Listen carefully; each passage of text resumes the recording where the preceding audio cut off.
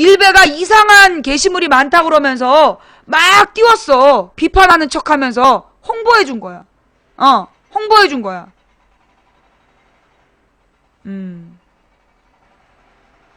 자, 그래서 지금 보니까 일베가 버려지는 것 같다라는 생각이 좀 들고, 그 새로운 조직을 하나 띄우고 있다는 생각이 들면서, 이 서북 청년단의 과거를 한번 찾아보시고, 이게 박근혜 지지자들의 수준이다. 박근혜가 이 서북 청년단을 선포한 자들을 처벌하지 않는다면 이게 박근혜의 수준이야. 이게 박근혜의 수준이라고. 박근혜를 지지하는 서북 청년단이 저런 수준, 그러니까 서북 청년단의 부활을 외친 자들의 수준, 이게 곧 박근혜의 수준인지 증명이 될 거라는 거지. 박근혜가 얘네들 사회적으로 격리하고 이런 짓 하지 못하도록 엄벌에 처하겠다라고 발표하지 않는다면 지금 저 서북 청년단이라고 외친 저들의 수준이 바로 박근혜의 수준이야. 서북 청년단이 6.25 전에 북한에서 월남한 청년들 모임이던데, 그 위키디피아라는 걸요, 그걸 여러분 다 믿으면 안 돼요. 예. 그 무슨 이제 그 위키 백과라는 게 그게 공인된 사실이 있는 게 아니야. 나에 대해서도 허위사실 유포해놓고 그랬어. 그 옛날에 그 위키디피아인가 거기 위키 사전에서 뭐 이건희 아버지가 3대 친일파 중에 하나다 그러면서 썼잖아. 그거 아니었어. 그거 나중에 민족문제연구소에서 그 사실 아니라고 얘기했어. 그러니까 그 무슨 거기에 나와 있는 그 무슨 위키 사전에 나와 있는 걸 그대로 믿으면 안 돼요. 그 서북 청년단이라는 조직은 원래 뭐냐면 옛날에 이제 그 북한의 서북 지방에서 그 월남한 사람들의 모임이란 뜻으로 서북 청년단이란 이름을 가졌어. 근데 이게 점점점 나중에 광기로 변해가면서 이승만 지지자들이 서북 청년단이라는 이름으로 모여서, 서북 청년단이라는 이름으로 모여서 얘네들이 이승만을 비판하면 빨갱이라고 죽이는 짓을 하고 다녔던 집단이야. 테러 집단. 예. 그러니까는 그 이승만을 지지하는 이승만의 깡패 테러 집단이었던 거지. 이승만이 키우는 깡패 조직이 그게 서북청년단이었던 거야. 그래서 이승만을 비판하면 빨갱이라고 막 몰아서 죽이는. 그러니까는 박정희는 그래도 이승만보다 나았어. 재판이라도 해서 그 사형시켰잖아. 근데 이승만 때는 재판도 없었어. 그냥 손가락으로 쟤 빨갱이야. 그러면 그냥 그 자리에서 총 쏴 죽였어. 그게 서북청년단이야. 이승만을 비판하면 빨갱이라고 총 쏴 죽이던 미친놈들, 그 이름이 서북청년단이야. 그걸 갖다가 지금 띄우면서, 그걸 띄우면서 굉장히 막 자랑스럽게 생각하잖아. 심각한 문제라니까요. 그리고 지금 언론에서 보이고 있는 태도는 서북청년단을 띄우려는 거야. 일베의 용도가 다했다. 그럼 뭔가 더 강력한 박근혜 지지그룹이 필요하다. 그래서 지금 이 서북청년단의 진짜예요? 박사모 멤버야? 그 뉴스에 나왔어요? 그 서북청년단이라고 떠든 게 박사모 멤버다. 그거 무슨 뉴스에 나왔어요? 서북청년단이라는 이름의 깡패 살인 집단이야. 어디서 그걸 부활한다는 얘기가 나와? 그 뉴스 좀 올려주시고요. 좌우지간 지금 이 서북청년단을 조선동아일보까지 다 띄우는 거는, 이거는 그 일베 다음으로 키우려는 거야. 일베 다음으로 키우려는 거야. 아, 뉴스K에 나왔어요? 그거 그러면 우리 자료실에 좀 올려주지. 자료실에 나와 있나? 조국 교수가 얘기하기를 서북청년단 재건위는 범죄단체 조직죄에 해당한다. 검경은 수사해야 된다. 이 서울대 로펌 교수가 주장했잖아. 이게 망치부인의 주장이 아니라 서울대 로펌 교수가 주장한 내용이다. 이 한번 읽어보고 가자.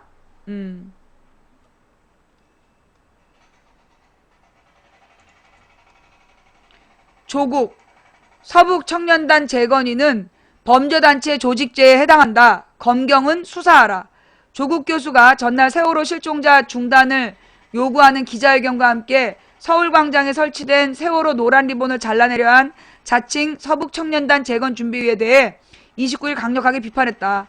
이날 자신의 트위터를 통해 서울시청 앞 노란 리본을 철거하겠다는 망발을 부린 자들은 서북청년단 재건 준비위를 자처했군요 라면서 서북청년단은 이승만의 전위부대로 수많은 국민을 빨갱이로 몰아 살해한 집단이며 김구 선생을 살해한 안두희도 조직원이라고 소개했다.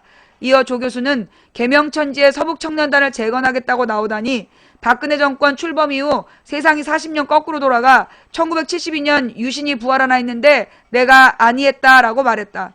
그러면서 그는 다른 극우단체와 달리 서북청년단 재건준비위 결성은 형법 제114조 폭처법 4조 범죄단체 조직죄에 해당한다며 검경의 수사가 필요하다고 촉구했다. 그러니까 폭력행위에 대한 처벌법 4조에 보면 범죄단체 조직죄 일종의 그러니까 조폭 조성한 죄랑 똑같은 거야. 요컨대 서북청년단은 지존파보다 훨씬 많은 무고한 시민을 죽였다. 지존파 재건이가 마땅히 처벌돼야 하듯이 서북청년 재건이도 처벌돼야 한다. 이게 이제 쭉 시리즈로 썼나봐요. 네. 다른 구구단체와 달리 서북청년단 재건준비위의 결성은 형법 제114조 폭처법 4조 위반이다. 범죄단체 조직죄는 범죄를 목적으로 하는 단체를 조직함으로써 성립하는 것이고 그 후 목적한 범죄의 실행행위를 하였는가 여부는 위 죄의 성립에 영향이 없다. 한마디로 그런 죄를 졌냐 안 졌냐가 중요하지 않고 그런 조직을 만들었다는 것 자체가 범죄다. 범죄 집단은 다수자가 동시에 통해 장소에 조합되어 있고 그 조직의 형태가 수개 간부 가입자를 구분할 수 있을 정도로 결합체를 이루고 있으면 충분하다. 요컨대 서북청년단은 지존파보다 훨씬 많은 무고한 시민을 죽였다. 지존파 재건이가 마땅히 처벌돼야 하듯이 서북청년단 재건이도 처벌되어야 한다. 조 교수는 또 근거로 대법원 판례를 들어 범죄단체 조직죄는 범죄를 목적으로 한 단체를 조직함으로써 성립하는 것이고 그 후 목적으로 했던 범죄에 진짜 실행했는가 이거 여부는 이 죄의 성립에 영향이 없다. 이 말이 뭐냐?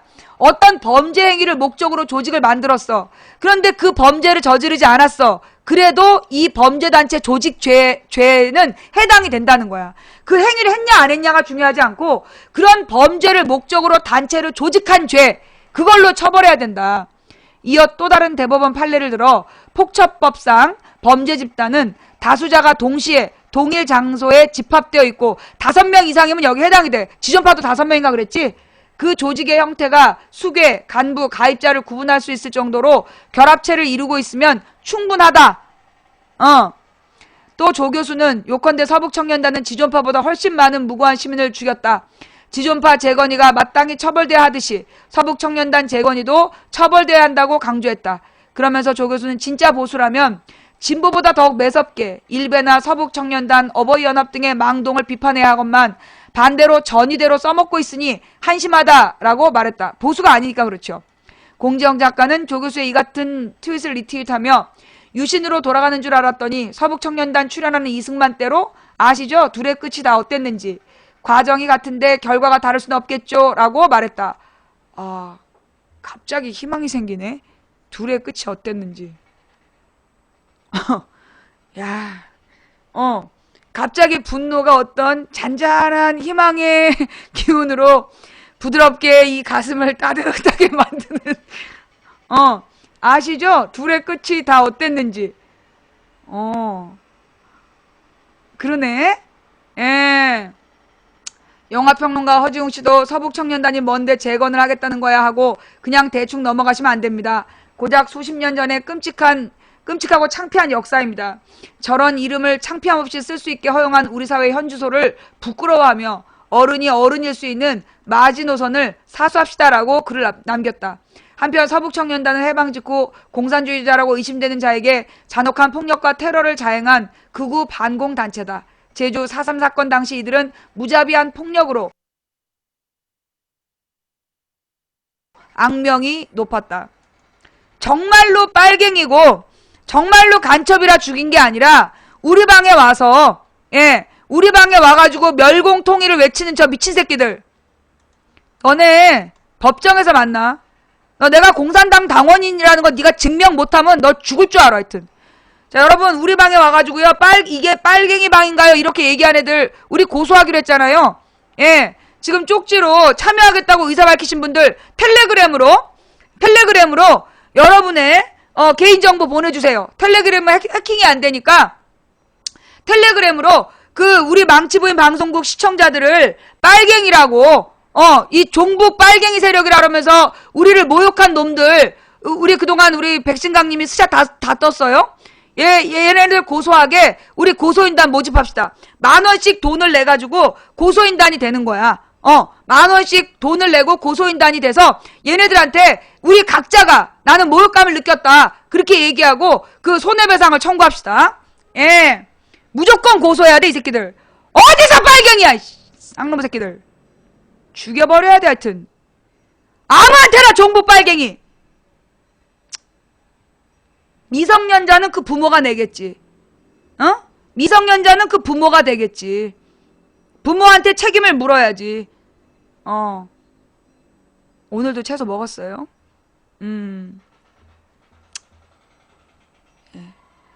그 별풍선 쏜 거는 나의 개인 소송비고, 그 별풍선 쏘신 것은, 그 내가 개인적으로 고발당한 거, 그거 돈으로도 아직 모자라. 그 3차까지 가면 3,000,000원 드는데, 그리고 내가 그렇게 내면요, 소송인단이 안 돼요. 소송비를 직접 10,000원씩 내고 내야, 그래야 소송단이 되고, 그 소송단이 나중에 손해배상을 같이 청구할 수 있는 거야. 뭔 말인지 알았죠? 그러니까 이게 내가 돈을 내고 여러분이 이름만 빌려주면, 그건 단체 소송인단이 아니야. 자기가 10,000원씩 같이 내고, 그 범인을 잡겠다라고 마음을 먹었을 때 이게 공동 소송인단이 되는 거야. 예. 하여튼 일단 돈은요, 제가 더 이상 안 되겠다 싶을 때, 그때 여러분들한테 브로드캐스트로 딱 때릴 테니까, 그 소송단에 참여를 원하시는 분은 일단 자신의 실명과 주소를 보내주세요. 왜냐하면 텔레그램에는 전화번호는 뜨니까 실명과 주소를 텔레그램으로 보내주시면 제가 따로따로 모았다가, 예, 요걸로, 이 소송인단, 집단 소송인단을 모집을 해가지고, 그래서 우리한테 빨갱이라고 종북 세력이라고 얘기한 새끼들 전부 다 고발해버려야 돼. 텔레그램으로 보내주시면요, 제가 차곡차곡 모았다가, 예, 그랬다가 그 고소할 때 제가 브로드캐스트로 방송할게요. 어디로 입금하세요. 그러면 이제 내가 변호인단을 정하고 변호사를 선정해서 변호사 계좌로 여러분이 10,000원씩을 입금하게 하는 그런 방식. 내가 돈을 받으면 안 돼. 불법이야. 그러니까 내가 그 어느 변호사 정했다. 그 변호사 계좌번호 여기니까 여기다가 돈 입금하세요. 그럼 여러분이 각자 입금하시고 여러분 실명으로. 그러면 이제 소송인단이 되는 거지. 아주 이 아무한테나 빨갱이 그런 새끼들한테요. 우리 집단적으로, 예, 우리 집단적으로 이거 맞서 나가야 돼요. 어디서 빨갱이야, 이것들이. 죽고 싶어 환장을 한 거지.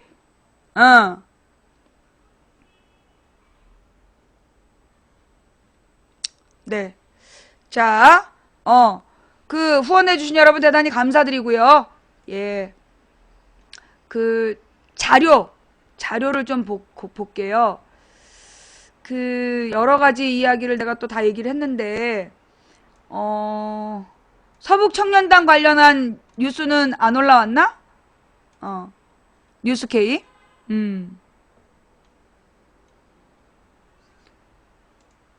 내가 어제 텔레비전에서 무슨 프로인지 모르겠는데 그런 말을 봤어. 외국의 유명한 사람이 했단 말이에요. 누가 했는 말인지 찾아봐봐. 선한 사람들의 침묵이 악한 자의 승리를 가져온다. 예. 선한 자의 침묵이 악한 자의 승리를 가져온다.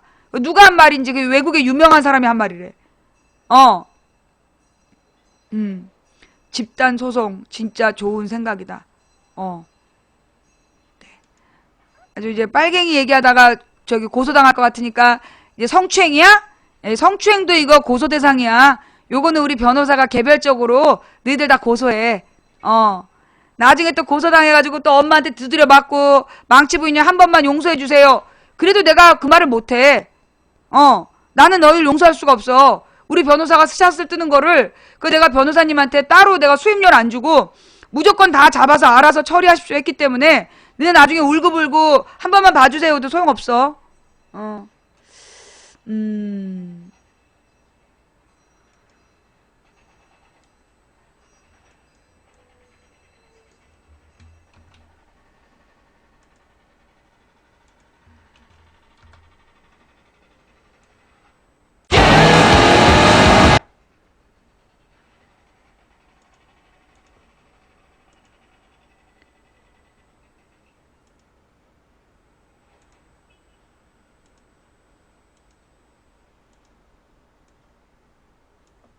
잠깐만.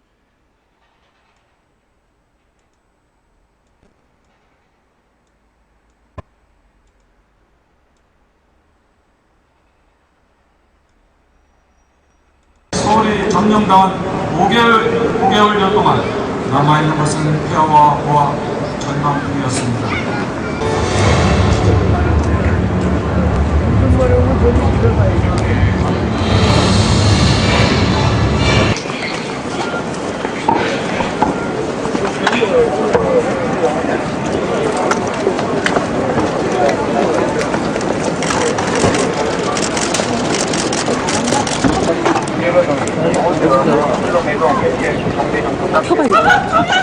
곤란하다! 니들은 가족도 없냐 이 버릇이만 놓고 벌새끼들아! 꺼다! 야 그만해라 이 했어? 세월호 노란 깃발 지겹다 이제. 너희들은 이 노란 깃발을 절대로 없애자는 취지가 아닙니다.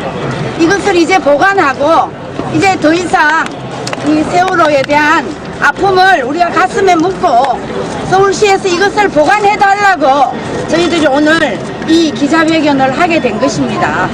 그러니까 여러분들 좀 전에 노란 깃발 지겹다는 발언은 뭐죠 그러면? 노란 깃발 지겹다는 거는 그것은 지금 보십시오.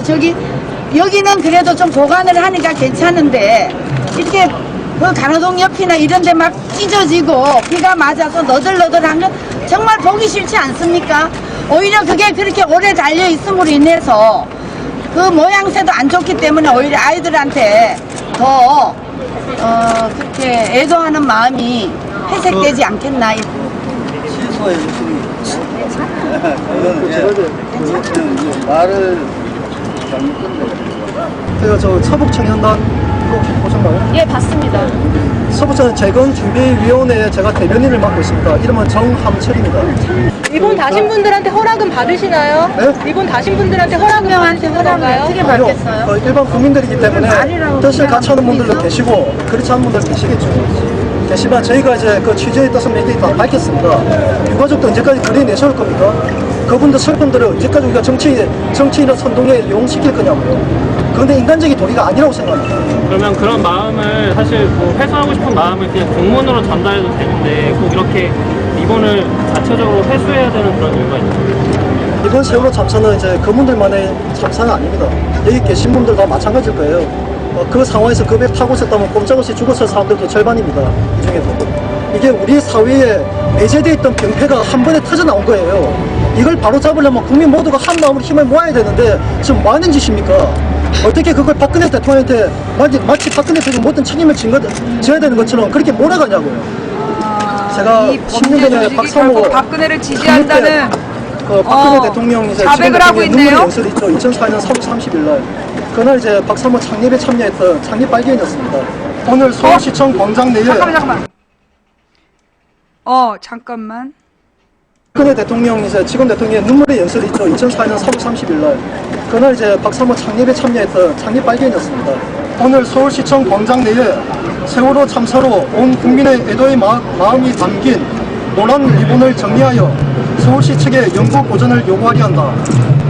이제 더 이상 국론 분열의 중심에 서 있는 세월호 유가족들을 외면해서는 아니 되겠기에 구국을 위해 재건을 준비하고 있는 서북청년단이 남원고 일부 유가족과 불순한 반정부 선동 세력들의 눈치를 보고 있는 서울시와 정부를 대신해서 이 일을 결행하고자 한다. 그리고 진도 앞바다의 실종자 수색 작업도 즉각 중단하고 겨울이 오기 전에 세월호 선체 인양을 마무리 지어야 한다. 이제는 정부가 결단을 해야 할 때다. 이 결행을 계기로 자유 대한민국을 수호할 구국 청년들은 전국 방방곳곳에 게시된 세월호 추모 현수막과 모랄 리본들을 적극 정리하여 관할 행정관서에 겨울이 오기 전에 세월호를 인양해야 된대. 세월호 인양하는데 14개월 걸려요. 겨울을 14개월 동안 미루겠다는 얘기야? 어? 세월호가 막 한두 달에 딱 건져지는 그런 건 줄 아는 거야, 지금? 어? 겨울이 오기 전에 세월호를 빨리 인양해야 된대. 돌아버리겠어, 진짜. 예. 좌우지간 박사모 창립 멤버가 이 서북청년단이다. 오케이. 자, 박근혜가 이 조직에 대해서 어떻게 하나 좀 봅시다. 예. 박근혜가 일베한테 손목시계 돌렸다며. 추석 선물로. 박근혜 시계 돌렸다며.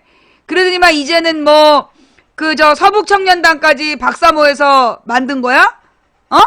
아, 이게 지금 박근혜의 실체야?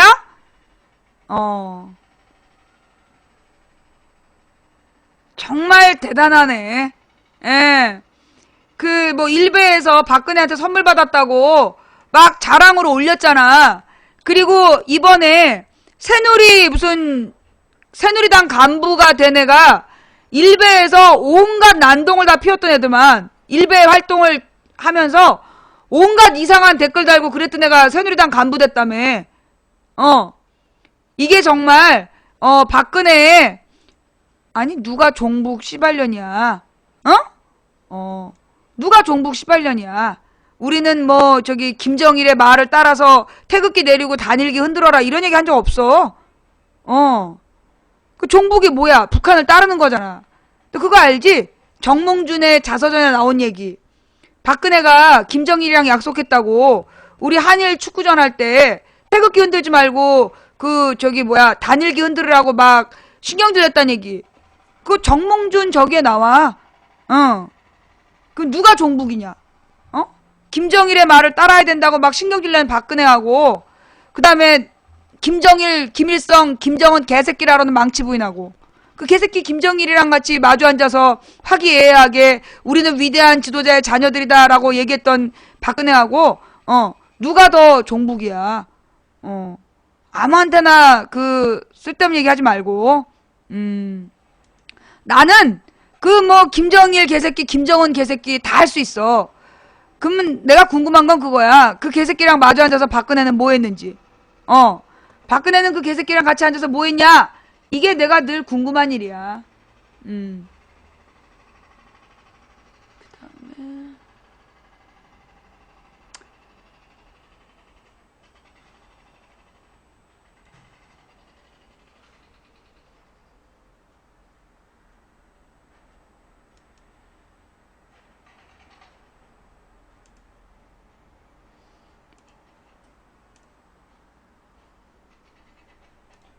가서 박근혜한테 물어봐. 김정일 개새끼 해보라고. 쌀 관세 513%, 기존 수입쌀 가격의 5배 정도의 가격을 더해서 기존 가격의 6배로 올리겠다는 뜻입니다. 정부가 쌀 시장 개방을 선언하며 내놓은 유일한 대책입니다. 이 유일한 대책이 카톡으로 주소 보내지 마시고요. 텔레그램으로 보내세요. 카톡은 쟤네들이 훔쳐볼 수 있기 때문에 텔레그램으로 보내주세요. 실화될 경우 국산 쌀 경쟁력을 유지하는 데는 도움이 될 것으로 보이지만 숱한 협상 과정에서 언제 낮춰질지 모르는 말뿐인 대책이라는 한계를 안고 있습니다. 정부는 검증도 안 된 이 방안을 내일 세계무역기구 WTO에 통보한다는 입장이고 야당은 형식적으로 열릴 뻔한 국회 상임위 현안 보고를 일단 내일로 연기시켰습니다. 채팅창에 김종훈 욕하면 PD가 블랙. 보도했습니다. 정부가 수입쌀의 513%의 관세를 매기겠다고 세계무역기구 WTO에 통보하기 하루 전인 오늘 국회 농림축산식품해양수산위원회가 열렸습니다.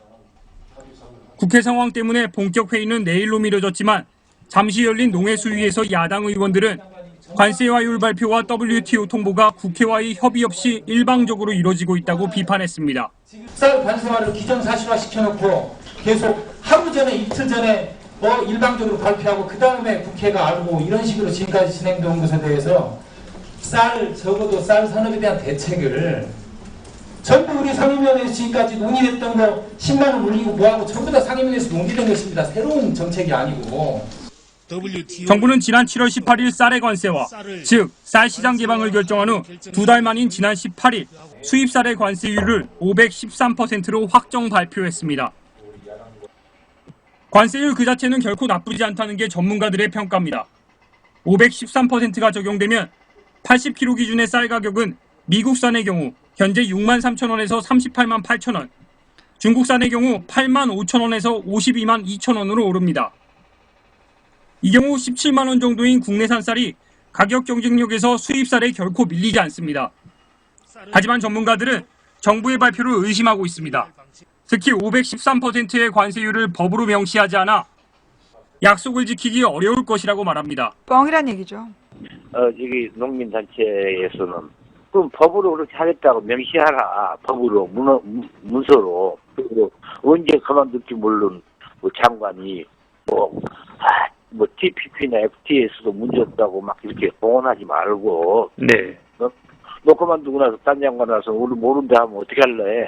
그리고 또 이 정권도 앞으로 3년밖에 안 남았는데 법으로 문서로서 하라고 하는 거죠, 지금. 정부가 내놓은 특별 긴급 관세 제도에 대해서도 전문가들은 실효성이 없다고 평가했습니다. 쌀 수입량이 급증하거나 수입 쌀값이 일정 수준 이하로 떨어지는 경우 관세율을 올려 수입을 제한하는 특별 긴급 관세는 국내 시장을 보호할 수 있는 장치라는 게 정부의 주장입니다. 그러나 사후적인 대책에 불과하다는 지적이 나옵니다.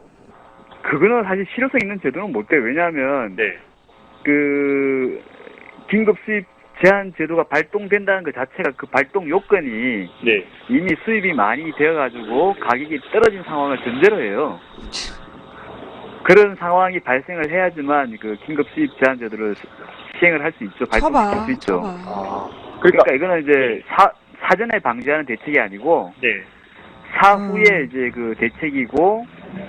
개방을 더 미루기 위해 쌀 의무 수입량을 조정하는 협상을 할 수 있었음에도 불구하고 정부가 지레 겁을 먹고 개방을 선언해버렸다는 비판도 계속되고 있습니다. 협상 담당자들 일반적 사고는 일단 미국이라든가 WTO와 협상에서 자꾸 거스르는 이야기를 하는 것은 부담스러워하는 것 같아요.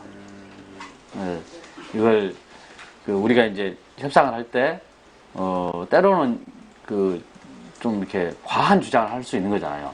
이런 거에 대해서 미리부터 포기하는 게 있더라고요. 농민단체들은 WTO 농업협정문 어디에도 유예기간이 끝나면 자동 관세화한다는 조항이 없다고 지적하고 있습니다.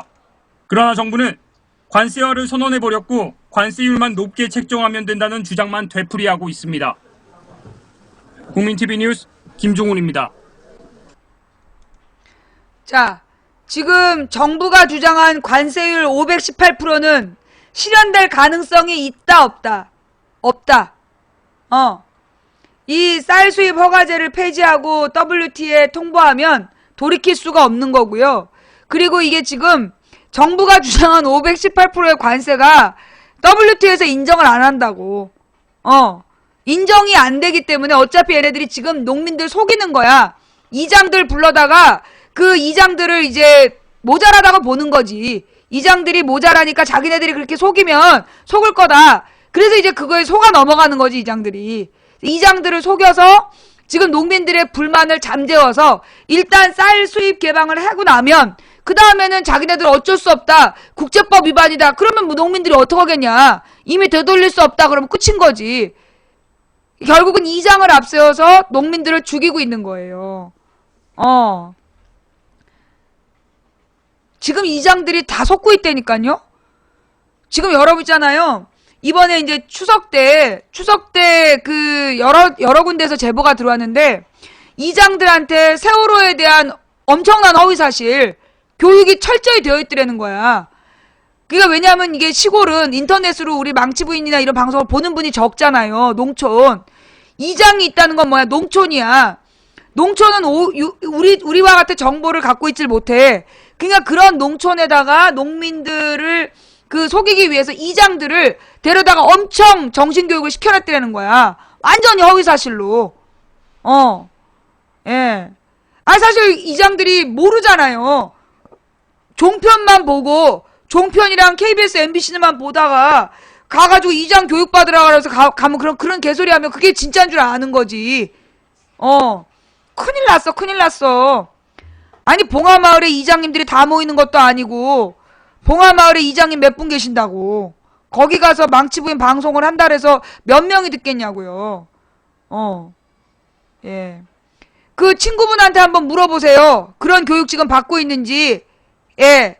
지금 이제 지역별로 그런 교육을 철저히 시키고 있어. 특히 영남 지역의 이장들한테 무섭게 교육시키고 있어. 영남 쪽 그 이장들에 대한 그 교육이 되게 무서워. 그래서 한번 영남 지역에서 이장하는 분들한테 한번 물어봐. 그런 내용 어디서 뭐 들어봤냐? 이렇게 물어보면 얘기 나올 거야. 하여간 지금 쌀 개방 문제, 이거는 이 박근혜 정부가 개방해버리면 끝나는 거야. 그래도 우리 시골의 할머니, 할아버지들은 또 이제 그 박근혜 정부가 만만하게 보는 거죠. 이 노인분들이 뭘 알겠냐 이러면서 이제 지금 그 속여 넘기고 있는 거죠. 그 다음에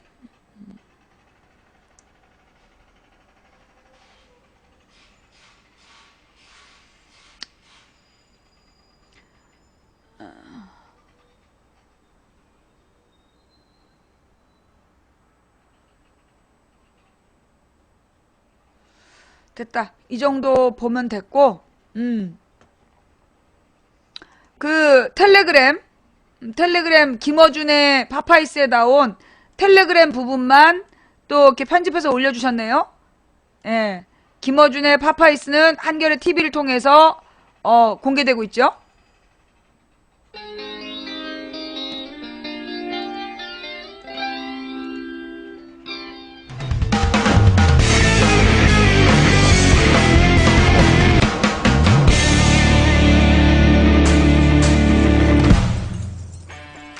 안녕하세요. 김어준의 파파이스 23회 시작하겠습니다. 네, 두 번째 이슈 말씀드리면 검찰이 사이버 명예훼손 전담팀을 신설했다고 발표를 했죠. 지난 18일에 대검에서 서울중앙지검에 사이버 명예훼손 전담 수사팀을 운영하고, 그러니까 명예훼손을 사이버상에 퍼뜨리는 최초 유포자는 적극적으로 구속 수사를 하겠다. 그리고 그 게시물을 단순히 전달한 사람도 최초 게시자에 준해서 엄벌하겠다.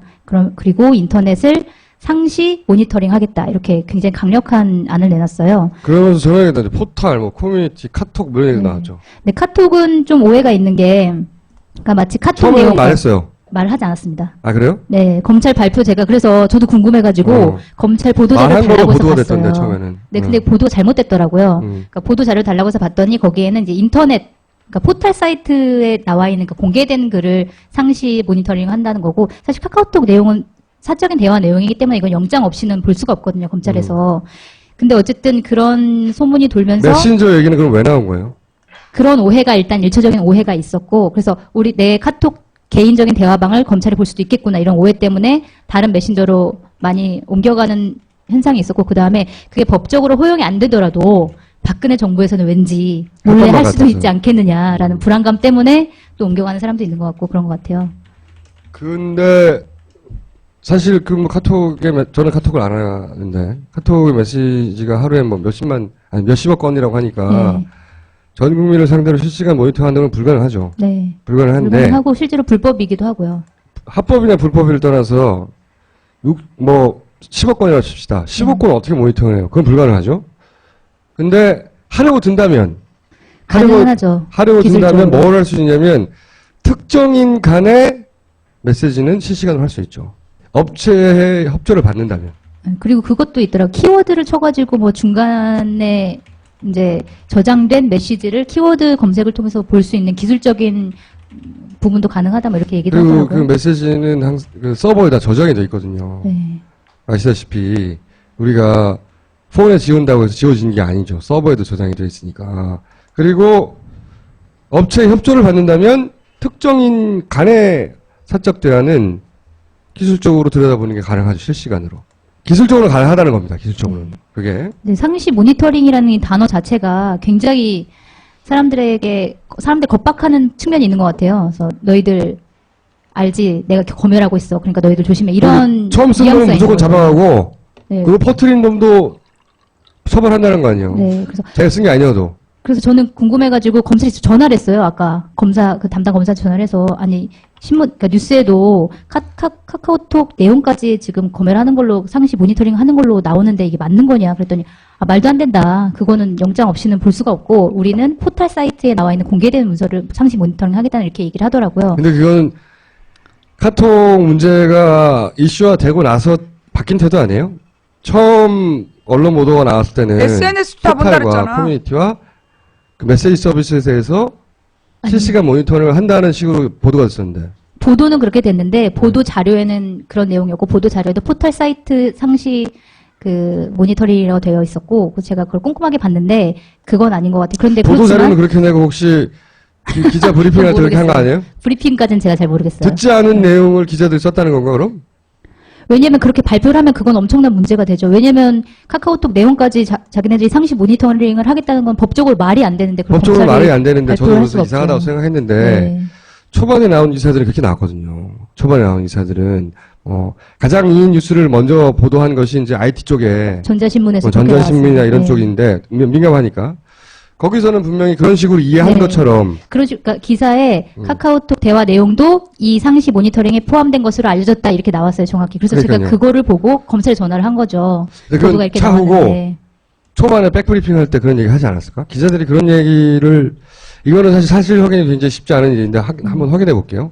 근데 어쨌든 지금 현재는 검찰의 입장은 그건 불가능하다. 네, 불가능하다. 뭐가 불가능해? 지네가 영장 치고 카카오톡 내용은 불가능하더라도 꼴통 전반적으로 판사가 인터넷에 대해서는 영장 상시 내면 모니터링을 끝인 거지. 하겠다라고 얘기한 것 자체가 굉장히 이거는 검열을 강화하겠다 이런 내용이고 그 다음에 이렇게 18일에 발표를 했는데 16일에 박근혜 대통령이 얘기를 했거든요. 조지라고. 네, 사이버상의 국론을 분열시키고 아니면 말고식의 폭로성 발언이 돈을 그렇게 말하지 넘어서고 있다. 않았고요. 네. 해석을 하면 나 욕하는 놈은 다 조져 이렇게 말했어요. 검찰이 나 욕하는 이런 놈은 다 행위에 조져! 대해서 네, 철저히 밝혀야 된다. 이렇게 검찰이 딱 지시를 이랬더니 내렸고 그런 말이에요, 지금. 이틀 뒤에 바로 전단팀을 신설해가지고 엄벌을 하겠다 이렇게 나온 건데 이거 자체가 사실은 검찰의 정치적인 모습을 단면적으로 보여주는 게 아닌가. 진짜 허위사실 유포 명예훼손을 조사하려면 잘 됐어 그 팀.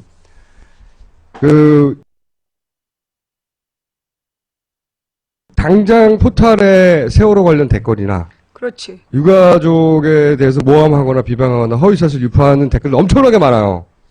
카카오톡에도. 걔네들부터 그거 잡아들여. 그거 조사하면 조직적이고 대규모 활동이 드러날 겁니다. 그건 안 하겠지 근데 씨발. 거기 많잖아요. 뭐 유민 아빠가 이혼하고 나서 돈을 노리고 이렇게 한 거라느니 문자도 오잖아. 한두 개 정도 할 수 있어요. 한두 우리는 개 이거 정도. 이런 거 한다라는 걸 한두 보여주기 개 정도. 위해서. 네. 끄트머리에 우리 파파이스의 수사권을 일주일만 주시면 댓글 부대나 수사해. 댓글 부대나. 싸그리 잡아 넣을 수 있는데나. 응? 그리고 어쨌든 저는 이 카톡이 영장 없이 그걸 내주지 않을 거라고 생각하지만 당연히 그렇겠죠. 응? 관계자들이 지금 난리가 났다고 하더라고요. 그것도 기대하고 있고 그렇게 기대하고 있고 그렇게 생각하지만 어쨌든 원천적으로 불가능한 건 아니라는 겁니다. 기술적으로는 가능하다는 거예요, 이게. 그게 이제 불안하게 만드는 거죠, 사람이. 지금 현 시국이 모든 게 합법적이고 이상적이고 상식적으로 돌아간다고 생각하지 않기 때문에 많은 사람들이 메신저를 옮기고 있죠. 네. 네. 그래서 제가 옮길 메신저 하나 소개해 드리려고요. 카톡에는 불만 없어요, 저는. 개인적으로 안 쓰긴 하지만. 지금 최근에 그래서 급부상하는 메신저가 하나 있어요. 그러니까 원천적으로 이게 불가능한 벌써 저희는 몇 달 전부터 쓰고 있어요, 이거 사실. 이거 써라. 총수님의 선견 지명으로 미리 아니, 쓰고 있었던 선견 지명이라기보다는 이런 일이 벌어질 줄 알고. 프로그램을 하나 소개해드릴게요. 이 프로그램을 소개하는 이유는 여러 가지 이유가 있어요. 기술적으로 뛰어나요.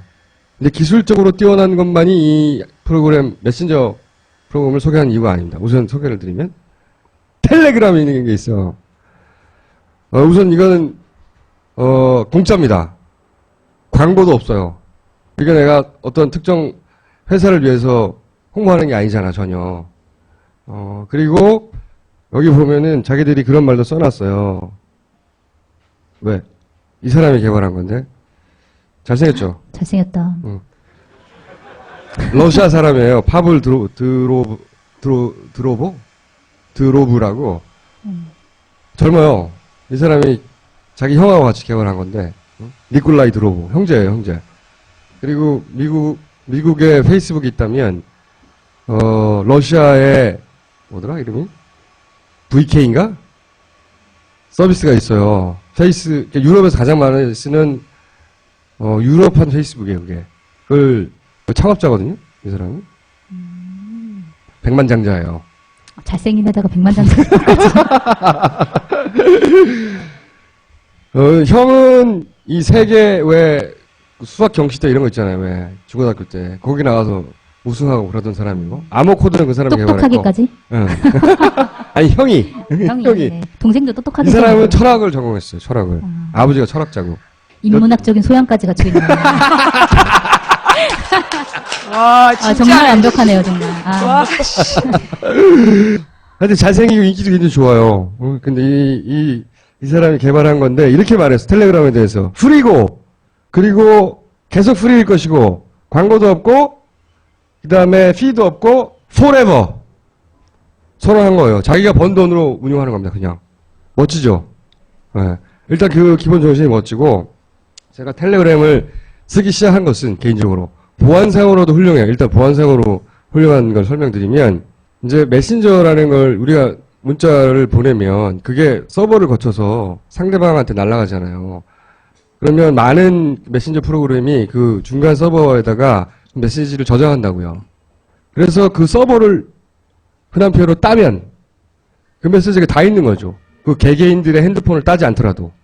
이 텔레그램은 서버에 저장되는 기간이 한정돼 있고, 그리고 서버에 되지 않고 아예 그냥 그 단말이라고 그러죠. 내 핸드폰과 상대 핸드폰에만 저장되는 게 하는 기능도 있어요. 시크릿 기능이라고. 그러면 서버에 아예 저장이 아무것도 안 돼요. 죽이잖아. 그렇죠? 그리고 이 서로 주고받는 메시지 자체도 암호화돼서 상대와 나만 열어볼 수가 있어요. 자동 폭파 기능도 있잖아요. 자동 폭파 기능 좀 더 설명하겠고. 대단히 훌륭한 기능들이 많이 있는데 이 사람이 상대방이 확인하면 뭐 3초 뒤에 메시지가 자동으로 삭제되는. 그렇죠. 그런 기능도 훌륭합니다. 있어요. 자폭 기능도. 이 기능들은 다 러시아에서 사업을 시작한 이 두 형제가 러시아 정보기관으로부터 자신들의 정보를 보호받고 싶어서 스스로 개발했다고 이야기해요. 네. 실제로 이야기하고, 그리고 이제 이게 말로만 끝난 게 아니라, 제가 이 기사를 보고 나서, 이거 써도 되겠다 싶어서 쓰기 시작했는데, 올해 4월달 이런 일이 있었습니다. 러시아, 우리나라 국정원에 해당되는 정보국에서, 비밀 정보국에서, 그 VK, 그 CEO인,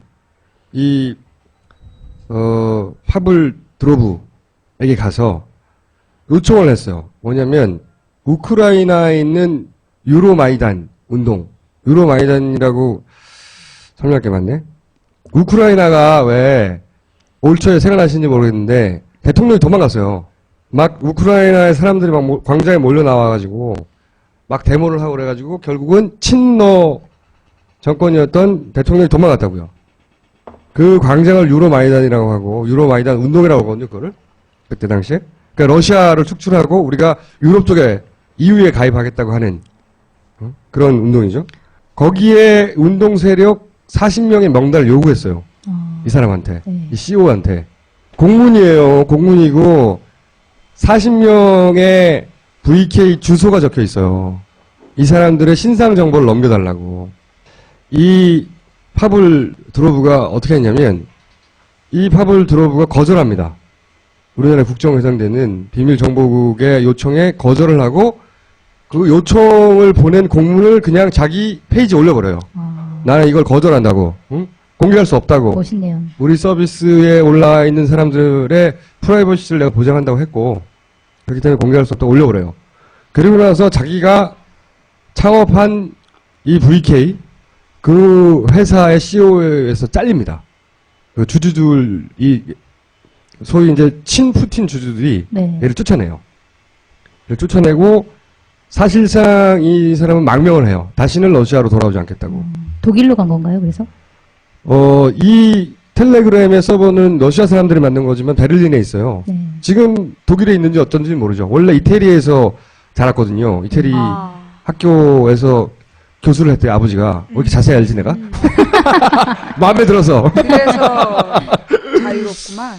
이게 사실 굉장한 일이거든요. 우리나라에서 국정원이 예를 들어서 네이버, 뭐 다음 또는 카카오톡 거기서 국정원이 와가지고 사장한테 네이버 사장 제일 크니까 일단 네이버 사장한테 그 네이버 가입자 정보 이 사람들은 뭐뭐 문제가 있으니까 다오. 그런데 네이버 사장님이 안 돼! 그러더니 자신의 블로그에다가 다 올려버렸어. 어디까지 협조할 것인가는 그 사람 양심과 기업의 어떤 윤리에 달려있는 거기 하겠지만 그걸 거절하고 공개하고 언론에 노출시켜버리고 날 자르려면 잘라. 이런 사람 없단 말이죠. 이 사람 그렇게 했어요. 그리고 실제 잘렸고 나는 다시는 러시아로 돌아오지 않겠다고 선언하고 떠났지. 그 사람들이 만든 거예요. 그러니까 안전하지 않겠어요? 이게? 이 친구 써도 했어 이거. 그래서 이제 전문가들한테 물어봤죠. 그랬더니 이 정도면 이때까지 나온 메시지 중에 가장 안전한데? 네. 그 핸드폰을 뺏기기 전까지는. 그래서 이 텔레그램 기능을 자세히 보면 아까 얘기한 우리 송채경 기자가 잘 쓰는 기능입니다. 자기가 문자를 보내놓고 몇 초를 설정해 놓으면 초 혹은 일주일도 가능해요. 그 문자가 상대방이 확인한 이후에 삭제돼요, 자동으로. 그러니까 야, 그 문자 지워? 이럴 필요가 없는 거예요. 상대방이 보고 나면 그 문자가 없어진다니까? 얼마나 좋아. 보안에. 이걸 사용할 수 있는 분들은 이제 쓰시면 좋은 분들은 이제 특히 보안에 신경 써야 될 기자들이나 취재하는 탐사보도 전문 기자들이라든가 아니면 뭐 증권가에서는 오래전부터 썼다 이거를. 네, 그렇다고 하더라고요. 그리고 이제 어떤 불륜관계라든가 이런 증거를 남기지 않기 위해서 큰 활용도가 있지 않겠는가. 나름 전망합니다만은 그분들에게 권장하는 건 아니에요. 알아서 찾지 않을까 이런 걸. 이런 프로그램이 있다. 그래서 불안해서 한글 버전이 나온대요. 네? 곧 한글 버전이 나온대요. 아 그래요? 네, 며칠 전부터 한국에서 굉장히 앱 다운로드 수가 많아져가지고 네. 왜 이런지 자기네들도 굉장히 궁금해하고 있고. 몇백이었다가 갑자기 10위권으로 끌어올렸어요. 네. 이 방송에 나가고 나면 제가 1, 2위를 다툴 거라고 봅니다. 1위지. 내가 너무 홍보하나? 지나친 것 어차피 같아요. 그렇다고 해서 나한테 돌아오는 건 없어요. 돈이 돌아오는 것도 아니고. 응? 이 사람들 무료라고 한다니까. 이 정신이 마음에 드는 거잖아요. 대단히. 그래서 이 사람들의 모토도 그거예요. Taking back our right to privacy. 응? 우리 개개인들에게 이 프라이버시가 있었는데 그걸 뺏겼다는 거죠. 그래서 이런 바보 같은 발상들, 사람들이 사적으로 말하는 내용들이나 혹은 자기의 의사를 표현하는 것들을 그 사전에 상시로 실시간으로 모니터링 하겠다고 하는 발상, 얼마나 무모한 건지 알려줘야 된다고 생각이 들고요. 그리고 실제 그게 필요한 영역은 저 딴 데 있어요. 응? 자기들 쪽이라고 해야지. 응? 그 진영에서 고용한 알바들이 만들어내고 유포시키는 유무비가 얼마나 많은데. 씨발. 저는 텔레그램 아주 훌륭합니다. 카톡 회사에는 전혀 불만 없어요, 개인적으로는. 응? 훌륭한 것이라고 생각하나? 어쨌든 검찰이 저렇게 나온다면 카톡도 쓰시고 이것도 쓰시라고. 아주 훌륭합니다. 또 할 게 있어요? 한 가지 있는데 할까요 말까요? 뭔데요? 네, 뉴스프로라는 매체가 있는데 저는 이 텔레그램 솔직히 얘기했고 나는 뭐 그 공개되면 안 되는 메시지를 주고받는 사람은 아니에요. 예. 나는 워낙 모든 걸 다 공개하기 때문에 공개되면 안 되는 메시지를 주고받는 사람은 아닙니다. 하지만 제가 이 텔레그램을 다운받은 이유는 그 카카오 회사 직원이 청와대 회의에 참석하고, 그리고 청와대는 너희들의 일거수일투족을 감시하겠다라고 공개적으로 선언하고, 그런 그들의 독재적 발상에 대해서 저항의 표시, 너네 이러면 우리 딴 데 갈 거야, 이런 저항의 표시로서 저는 이 텔레그램을 다운받았고요. 저의 생각에 동의해 주신 분들이 어제 오늘 해서 400분이 넘어요. 텔레그램으로 인사를 저에게 이제 텔레그램 깔고 저한테 인사를 보내주신 분이 지금 아까 2시경에 400분이었거든요. 지금 계속 더 늘어나고 있어요. 네. 예. 그래서 제가 볼 때는 이 텔레그램은 정말로 뭐 숨기고 비밀스러운 얘기를 하기 위해서 다운받은 게 아니라 지금 박근혜 정부가 너희들의 모든 것을 들여다보겠다. 여러분, 검찰이요, 영장이 없으면 들여다볼 수 없다라고 얘기하잖아요. 저 말이 그래서 자기네들이 쉽게 볼 수 없다는 얘기로 하고 있는데, 여러분, 저 구속영장이라는 거 그 지금 저기 어떻게 됐어요? 세월호 유가족 3명에 하고 김현 의원한테 구속영장 청구한다며. 세월호 유족 셋한테 구속영장을 청구한다고 오늘 아침 뉴스에 다 나왔잖아요. 그러니까 구속영장을 경찰이 신청하는 거야. 거기에 대해서 꼴통 판사가 오케이 해주면 그냥 영장 나오는 거예요. 영장 내는 게 그렇게 어렵지가 않아. 검찰이 영장 쳐가지고 그걸로 그냥 꼴통 판사한테 가갖고 이거 해달라고 그러면 그냥 해주면 그걸로 끝이에요. 그러니까 뭐 영장이 없으면 들여다볼 수 없다? 한마디로 영장 치기가 우리나라에서 얼마나 쉬운데, 지금 김현 의원 유가족 셋, 자, 지금도 그 대리기사한테 폭행된 거에 대해서 얘기해주세요. 종편에서 사람들이 막 누구를 두들겨 패는 장면 있잖아. 그거는 대리기사가 맞는 장면이 아니야. 갑자기 나타난 웬 그 정체불명의 인간들한테 유가족이 맞는 장면이에요. 그런데 종편에서 그걸 대리기사가 맞는 장면이라고 반복적으로 영상을 보여줬죠. 이거 유가족이 대리기사를 패는 장면이라고 그 반복적으로 방송한 방송사들 그 고소해야 돼요. 고소고발해야 돼. 그 대리기사가 맞는 장면 아니야. 종편이랑 KBS, MBC에 나와서 막 대리기사가 집단적으로 폭행당하는 장면이라고 나온 장면이 그게 유가족이 두들겨 맞는 장면이야.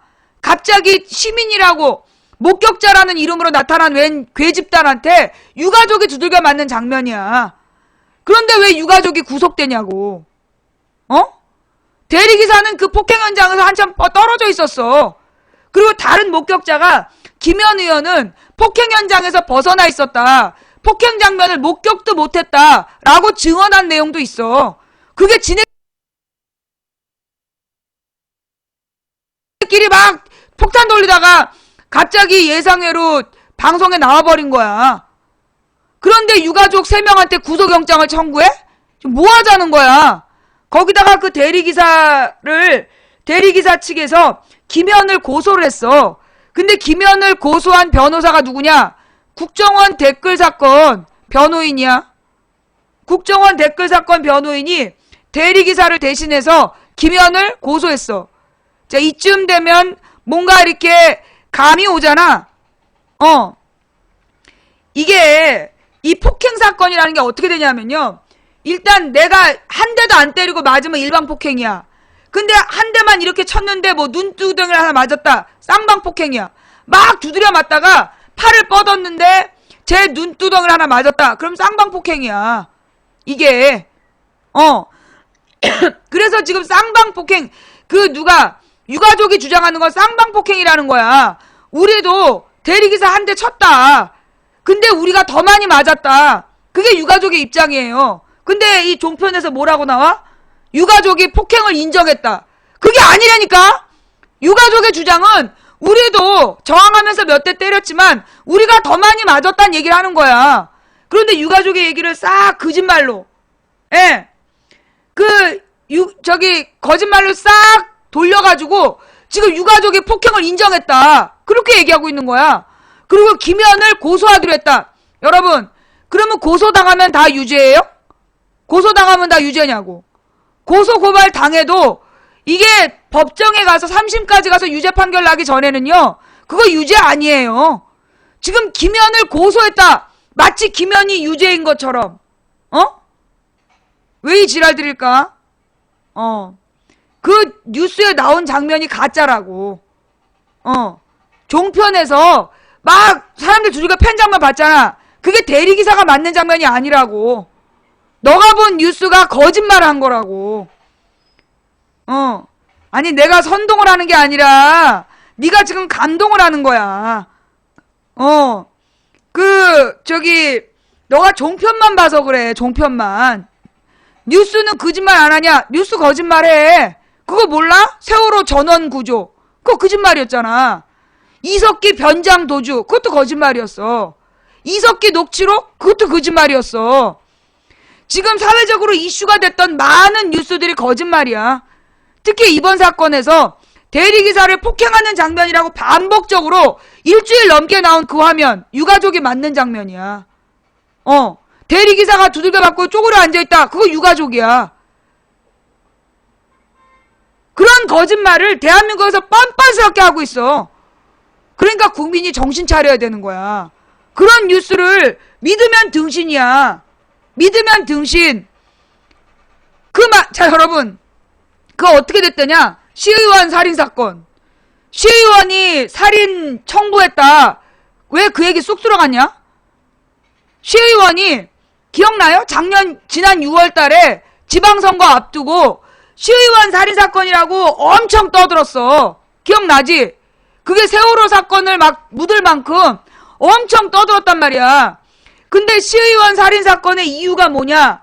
그 죽은 부자에게 장부가 나왔다. 시의원한테 돈 빌려줬다는 장부가 나와서 그래서 이 시의원이 살인했다 이렇게 얘기를 한 거야. 그런데 보니까 그 부자한테 다른 장부가 나왔어. 검사들. 이 부자한테 뭐 얻어먹고 용돈 받은 검사들 명단이 나온 거야. 그러면 이건 검사가 청부살인할 수도 있는 거 아니야? 검사 명단이 딱 뜨니까 갑자기 뉴스에서 사라졌어. 싹 사라졌어. 사실은 그게 선거가 끝나면서 사라진 거야. 새정치연합 시의원 살인사건. 지방선거 때 새정치연합이라는 야당을 공격하기 위해서 그 사건을 대대적으로 보도를 한 거예요. 그러다가 그 근거가 뭐였냐? 그 죽은 갑부의 장부가 나왔다. 그 시의원한테 돈 빌려준 장부가 나와서 시의원이 청부살이한 거다. 그럼 같은 말로 검사한테 용돈 준 장부가 있으면 그럼 검사가 청부살이한 걸 수도 있잖아. 검사가 청부살이한지 어떻게 알아? 시의원한테 돈 빌려준 장부가 있어서 시의원이 살인 청부를 했다며. 그러면 검사한테 용돈 준 장부. 그러면 검사가 청부살인하지 않았다는 증거가 어딨어. 그래서 내가 그 내용으로 방송하려 했더니 싹 사라졌어. 그래서 처음에 검사가 뭐 100만 원, 200만 원밖에 안 받았다. 알고 보니까 몇 천만 원까지 까지다가 덮어버렸어요. 그 뉴스를. 이게 논리적 모순이라는 거야. 그 죽은 갑부의 장부에서 시의원이 그 돈을 빌렸다는 장부가 나왔으니까 청부살해한 거다. 그렇게 이제까지 보도했잖아. 근데 죽은 갑부가 시의원한테만 돈 빌려준 게 아니라 검사니 권력자들한테 돈을 다 뿌렸어. 근데 왜 새정치연합 시의원이 청부살해했다고 그렇게 단정적으로 방송한 거야? 그 재판 어떻게 됐냐고. 구속된 지가 지금 몇 달인데 왜 재판 지금 어떻게 진행되고 있어? 더 웃긴 게 뭐냐? 살인범은 팽씨야. 응? 살인범은 팽씨야. 근데 그 팽씨하고 연락한 사람이 전부 다 그럼 범인이야? 팽씨하고 전화한 사람은 전부 다 범인이야? 팽씨하고 시의원이 연락했기 때문에 조사했다. 말이 안 되지. 그 팽씨하고 전화하면 전부 다 살인 청부야? 팽씨하고 시의원이 원래 아는 사이였다며. 그러면 팽씨하고 아는 사람 전부 다 청부 살해범이야? 말 같지도 않은 얘기지? 그 다음에요. 여러분 살인범은 팽씨예요. 팽씨 사진 봤어? 팽씨 이름 알아? 어떤 언론도 팽씨 이름도 사진도 공개하지 않았어. 그러면서 시의원 김영식 사진만 계속 나온 거야. 그러면 그렇게 돈을 주고받은 관계였다. 뭐 내지는 장부가 나왔다. 그럼 검사들 이름 왜 안 까? 그 갑부한테 돈 받은 검사 이름 왜 안 까냐고. 그 검사들도 익명 처리, 살인범도 익명 처리. 그 살인범은 피의자 무죄 추정의 원칙에 따라 저기라는 거야. 실명을 공개 안 한 거야. 그러면 김영식이는 유죄가 확정됐어? 재판도 안 했는데? 김영식도 지금 유죄 판결이 안 났어. 그러면 피의자 무죄 추정 원칙에 따라서 함부로 공개하면 안 되는 거야. 공개하려면 팽치 사진도 같이 까야 되는 거고, 안 깔 거면 둘 다 안 까야 되는 거고. 그런데 팽치 살인범에 대해서는 철저히 숨겨주고, 김영식은 자기가 아니라 그러잖아. 범행을 부인하고 있어. 그런데도 김영식 사진만 존나 까다가 이 죽은 갑부가 검사들한테 용돈 준 장부가 나왔어. 그러니까 그거 급 숨기다가 걸린 거 아니야. 갑자기 뉴스가 사라졌어. 선거도 끝났고. 뭐 하는 짓거리냐고. 만약에 그 재판에서 그 시의원이 청부살인 안 했다라고 판결 난다면, 누가 책임질 거야? 새정치연합에서 떨어진 사람들 그거 누가 책임질 거냐고. 이런 말 같지도 않은, 여러분 이석기가 내란 음모죄라며. 내란 음모죄는 사형이에요. 그런데 이석기 내란 음모 어떻게 됐어? 무죄 나왔어. 작년 여름에 온 나라를 떠들썩하게 만들면서 이석기를 구속시켰잖아. 국회의원을. 내란 음모죄라고. 근데 내란 음모죄 증명을 못했어. 그래가지고 내란 음모가 아니라 그냥 내란 선동죄야. 내란 선동은 뭐냐? 말로만 해도 되는 죄야. 그래서 내란 음모죄는 사형에 처해지는 무서운 죄인데, 그거 아니고 내란 선동이라는, 말로만 내란을 선동했다, 그런 죄로 바꿨어. 변장 도피하고 북한으로부터 공작금을 받았다. 그러면서 뭐 유로화를 비롯해서 현찰 1억 몇천만 원이 발견됐다. 그거 다 거짓말이었잖아. 유로화는 없었어. 러시아 그때 무슨 인공위성 발사 때 관광 갔다 오면서 몇만 원, 그 다음에 미국 달러 몇만 원, 다 합쳐서 55만 원인가 외화 있고, 나머지 1억 몇천만 원은 그게 전세 보증금 누구 빼주려고, 전세 보증금 빼주는 돈 찾아놓은 건데, 그거를 압수해가지고 공작금이라고 지랄하다가 그 공작금 증명 못한 거야. 이게 대한민국의 언론 수준이라고. 그걸 또 믿어주는 등신 같은 국민이 있어. 지금 채널A, TV조선, KBS, MBC, SBS 보면서 믿고 있는 거 그거 등신이야. 결론은 뭐냐? 또 이석기의 무슨 증거라고 나왔던 그 녹취록, 그거 싹 바꿨잖아. 한국일보에 공개된 녹취록이 가짜였어. 그것도 몰랐지? 모르면서 믿으면 그거 등신이야. 마찬가지로 지금 이번 폭행 사건은 대리기사가 안 가겠다. 돈 주겠다는데도 안 가겠다. 그래서 시비가 붙은 사건이야. 30분을 기다리라서 못 기다린다라고 싸움이 붙었다. 그것도 거짓말이야. 30분 기다리래서 싸움이 붙었다. 이것도 거짓말이고, 원래 싸움이 붙은 이유는 뭐야? 안산에 안 가겠다. 김현 의원을 알아보고 국회의원이 무슨 유가족이랑 술 처먹고 다니냐 이러면서 막 비아냥거려가지고 시비가 붙은 거야. 그러니까 30분 기다리라 그래서 시비 붙었다는 얘기도 거짓말이야. 그리고 종편에서 막 사람들이 두들겨 패는 장면, 그게 유가족이 대리기사를 패는 장면이라고 계속 나왔다며. 난 종편 안 봐서 몰랐어. 알고 보니까 그 장면은 갑자기 나타난 괴한들이 유가족을 패는 장면이었어. 괴한이 유가족을 패는 장면인데 그걸 유가족이 대리기사를 패는 장면이라고 방송했어. 그 언론사들 다 문 닫아야 돼. 이건 유가족에 대한 명백한 명예훼손이야. 거기다가 되감기 조작까지 하고, 더 웃긴 건 그 유가족, 그 대리기사가 식당에서 부른 대리기사가 아니야. 그 대리기사가 식당에서 부른 대리기사가 아니야.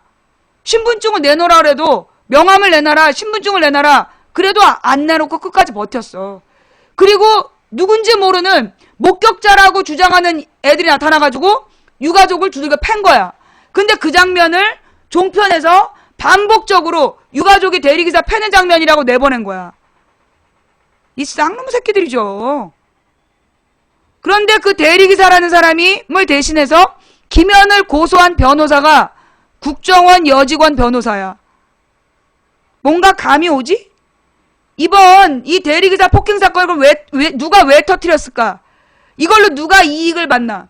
어떤 사건을요, 수사할 때는 이 사건으로 가장 이득을 보는 게 누군지를 추적하는 게 수사 기법이에요. 거기 보면 무슨 얘기가 있냐. 자, 이번 사건으로 지금 유가족이 계속 요구했던 게 뭐야? 수사권, 기소권이야. 그 세월호 사건에 대한 수사권, 기소권을 달라고 계속 요구했잖아. 그런데 대리기사 폭행 사건이라는 말도 안 되는 허위 사건을 막 방송에 내보내서 유가족을 비난받게 하고 지금 수사권, 기소권을 양보받으려고 하고 있어. 누가 가장 이득을 봤을까? 누가 가장 이득을 봤을지 난 말 안 했어.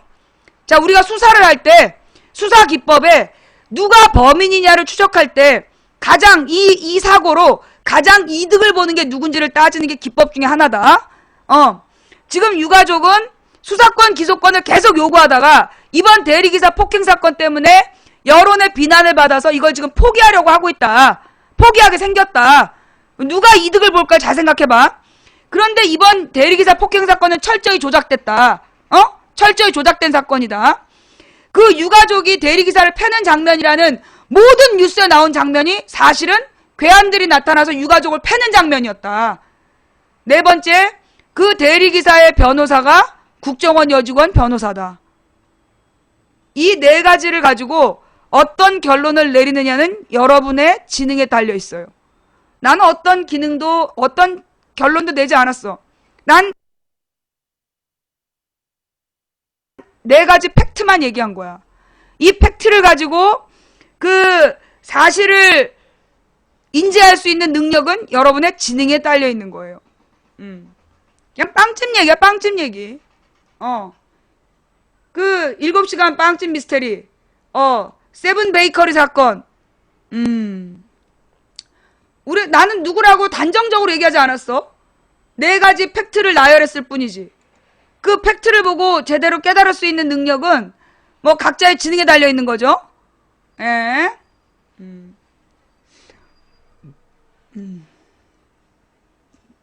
자, 오늘 유람선이 또 사고가 났어. 유람선이 또 사고가 났는데 세월호 사건 이후에 나아진 게 없어. 유람선 사고 첫 신고자 112에 신고했더니 감도 떨어진다면서 끊었대. 잘 안 들린다고. 30일 오전 전남 신안군 흑산면 홍도 앞바다에서 발생한 유람선 박항서 사건 사고를 최초 신고한 이모 씨는 112에 전화를 걸어 홍도 유람선에 사고가 났다고 말했지만 112에서는 어디냐고만 계속 묻더니 전화 감도가 떨어진다고 끊어버렸다.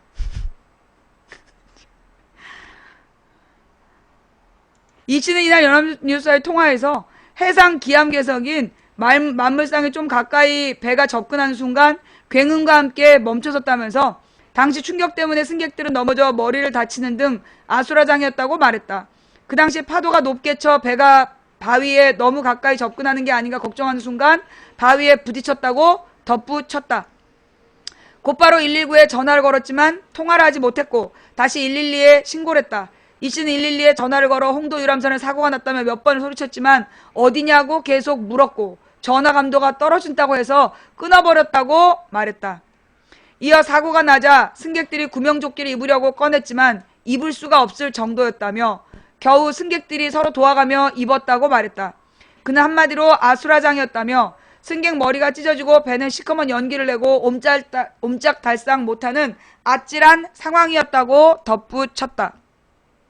이번 사건이 어떻게 된 거냐면 이 배가 그 기암괴석을 구경하러 간다고 가다가 그 바위에 얹어진 거야. 파도에 의해서 얹혀져 버린 거야. 그래갖고 이게 물살이 막 세고 파도가 심한데 무리한 운행을 하다가 배가 좌초가 된 거예요. 좌초가 되면 대부분 구조가 가능해. 왜냐하면 좌초된 상태에서 그대로 있기만 하면 구조가 가능해요. 그래서 이번 사건에 전원 구조할 수 있었던 거야. 좌초가 된 상태에서는 그냥 이 배가 걸려있기 때문에, 그래서 이 무리하게 배를 끌고 바깥으로 나가서 침수되지 않으면 구할 수가 있는 거예요. 그래서 20분 만에 근처에 어선들이 전부 다 와가지고 구조했잖아. 그래서 해경 구조정이 왔을 땐 이미 다 구조를 마친 상태였대잖아. 얼마나 다행인지. 해경이 오기 전에 구조해서 얼마나 다행인지. 안 그래요? 뭐 해경이 올 때까지 기다렸으면 다 죽었을 거야 또. 근데 이제 해경 안 기다리고 어선들이 알아서 구해버려가지고 큰 사고를 면한 거예요. 자, 그런데 이번 이 배가 몇 년 됐다? 27년 된 여객선이다. 여전히 지금 20년 이상 된 여객선이 다니고 있다는 얘기야. 또 사고가 났을 때 이 구명조끼를 입으려고 꺼냈다. 이것도 문제라고. 근데 쉽지가 않았다. 지금 이 여객선이 20년 이상 된 여객선이 돌아다니고 있고 구조 장비가 제대로 갖춰져 있지 않다는 뜻이야. 구조 장비를 입기도 어려운 상황에서 운행 중이다라는 게 지금 나와 있는 거야. 그 다음에 여전히 경찰과 해경이 구조하는데 전혀 능력을 발휘하지 못했다. 전화기로 신고라도 어디냐고 묻기만 했대잖아. 감도가 떨어진다, 안 들린다 이러고 앉아있었대잖아. 전혀 대한민국의 행정부가 국민을 구할 수 있는 준비가 안 돼 있었다라는 뜻이에요. 심각한 문제야. 자, 그런데 여기서 중요한 건 뭐냐면 이 배야. 이 배가 27년 된 배라서 이 신안군의 주민들이 이 배 안 된다. 4월 말에 이 배를 운항하지 못하도록 운항 금지시켜달라고 그걸 막 요구했대요. 그런데 이명박이 만든 법, 설령 제한을 30년으로 뒀기 때문에 이 배의 운항을 허가하지 못할 법이 없었던 거야. 이 배를 운항 금지할 법적 기준이 없었던 거야. 왜냐하면 30년까지 운행할 수 있도록 되어 있기 때문에 이명박이 설령 제한을 풀어버렸잖아. 그래서 이 배를 30년 될 때까지는 운항 금지 규정이 없었던 거야. 굉장히 심각한 문제인 거죠, 지금. 그러면서 또 이 배가 이번 사건 같은 경우에는 여전히 무자격자가 운행하고 있다는 얘기야. 낡고 위험한 배를 무자격자가 운행하고 있다. 운전하고 있다. 그걸 드러낸 거야. 너무 가까이 다가가면 안 되는데 그 상황 파악 못하고 막 가까이 다가갔다가 지금 선장의 잘못으로 배가 좌초된 거 아니야. 천만다행으로 좌초돼서 다 구한 거야. 뒤집어지지 않고 좌초됐으니까 구해진 거라고. 예. 여기서 우리가 떠올려야 되는 건 천안함 사건이죠. 천안함 사건 때 첫 번째 좌초 지점에 그대로 있었다면 49명의 장병이 아무도 안 죽었어. 이번처럼 전부 다 구조당할 수 있었어. 구조될 수 있었어. 그런데 어떻게 했어? 좌초 지점에서 배를 끌고 왠지 모르게 깊은 바다로 갔어. 그래서 전부 다 빠져 죽은 거야. 동시에 익사했어. 폭발 사고가 아니라 동시에 익사했다고 나중에 시신 부검 결과가 나왔어. 그리고 여러분 오늘 미디어 오늘에 난 기사 봤죠? 그 정부 보고서에 폭약량이 그게 잘못되어 있다. 정부 보고서에 그 당시에 폭약의 360 몇 톤의 TNT가 터져서 버블 효과가 냈다라고 났던 그 보고서가 지금 이론이 흔들리고 있어. 안 맞대. 안 맞대. 이거 어떡할 거냐고. 응? 자, 그래서 오늘 또 27년 된 여객선이 사고가 났다라는 이야기. 여전히 세월호 이후에 대한민국의 여객선 운항 조건은 나아지지 않았다라는 말. 그리고 또 하나 연결해서 생각해 봐야 되는 게 뭐냐면요. 여러분 정부에서 공식적으로 배 타고 수학여행을 다시 허락했어요. 배 타고 수학여행 가는 거 공식적으로 이제 자제하지 말라고. 그동안에 배 타고 수학여행 가는 거를 공식적으로 자제해 왔는데 이제 그러지 말라고. 재개하기로 했다. 여러분 학교에 애들을요. 그 배 타고 수학여행 가는 프로그램인지 미리 확인하시고 배 타고 수학여행 가는 거면 안 보낸다 학부모들이 싸워야 돼요. 여러분이 지키지 않으면 여러분의 자녀를 구할 방법이 없어요. 이 미친 나라에서는 여객선의 승객수를 늘려야 이게 여객 관련한 사업의 주가가 오르기 때문에 계속해서 지금 애들을 수백 명을 태우려고 시킨단 말이야. 권고사항을 하고 있어. 그러니 학부모들이 나서서 싸워야 돼요. 배 타고 수학여행 가라 그러면 절대로 못 보낸다. 그렇게는 안 된다. 싸워야 돼요. 지금도 세월호 사건은 진상이 규명되지 않았어요.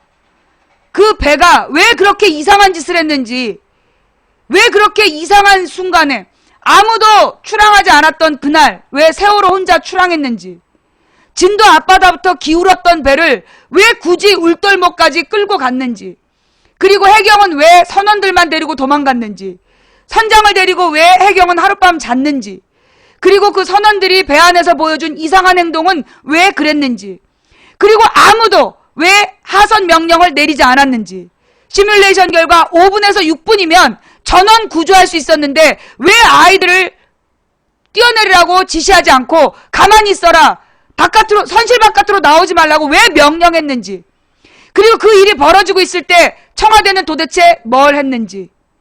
그날 아침 7시부터 국가안보 전략회의를 했다는데 그런 국가 비상사태, 국민 수백 명이 지금 죽을 위기에 있는데 도대체 국가안보 그 비상회의에서 뭐 했는지. 그리고 세월호는 국정원과 무슨 관계가 있는지, 세월호에서 발견된 국정원 지적사항 그 의미가 뭔지, 또 항적도에서 나타나고 있는 이상한 움직임, 지그재그로 움직인 거나 그 다음에 세월호가 갑자기 뒤집어진 다음에 갑자기 이 레이더에 나타났던 물체는 무엇이었는지 우리는 아무것도 밝혀낸 게 없습니다. 여전히 북진 통일? 그래 한번 해봐. 가서 북쪽으로 네가 가가지고 통일해 갖고 와봐. 영웅 취급해줄게. 예. 여전히 세월호 문제는 해결되지 못했어요. 예. 여전히 해결되지 못한 세월호 문제, 진상이 규명되지 않았어. 조타기가 고장난 배를 왜 고치지 않고 출항했는지 그것도 문제야. 또 해양심판원에서 배를 건져서 조사해야 되는 결과를 왜 검찰은 서둘러 배에 아무런 이상이 없었다고 거짓말했는지. 그 멸공통일 그래 고마워. 그 공산당이랑 가서 손잡고 이야기한 박근혜한테 김정일이랑 만나서 뭐 했냐고 가서 물어봐. 우리가 널 영웅 취급해줄게. 예. 이게 바로 우리가 세월호에서, 예, 우리가 세월호에서 찾아내야 될, 예, 우리가 세월호에서 밝혀내야 될 진상이에요. 이걸 조사해서 잘못한 놈들은 잡아 수사를 하고, 그리고 그 문제가 있으면 기소를 하는 게 당연한 건데 수사권, 기소권을 청와대가 끝까지 거부하고 있어.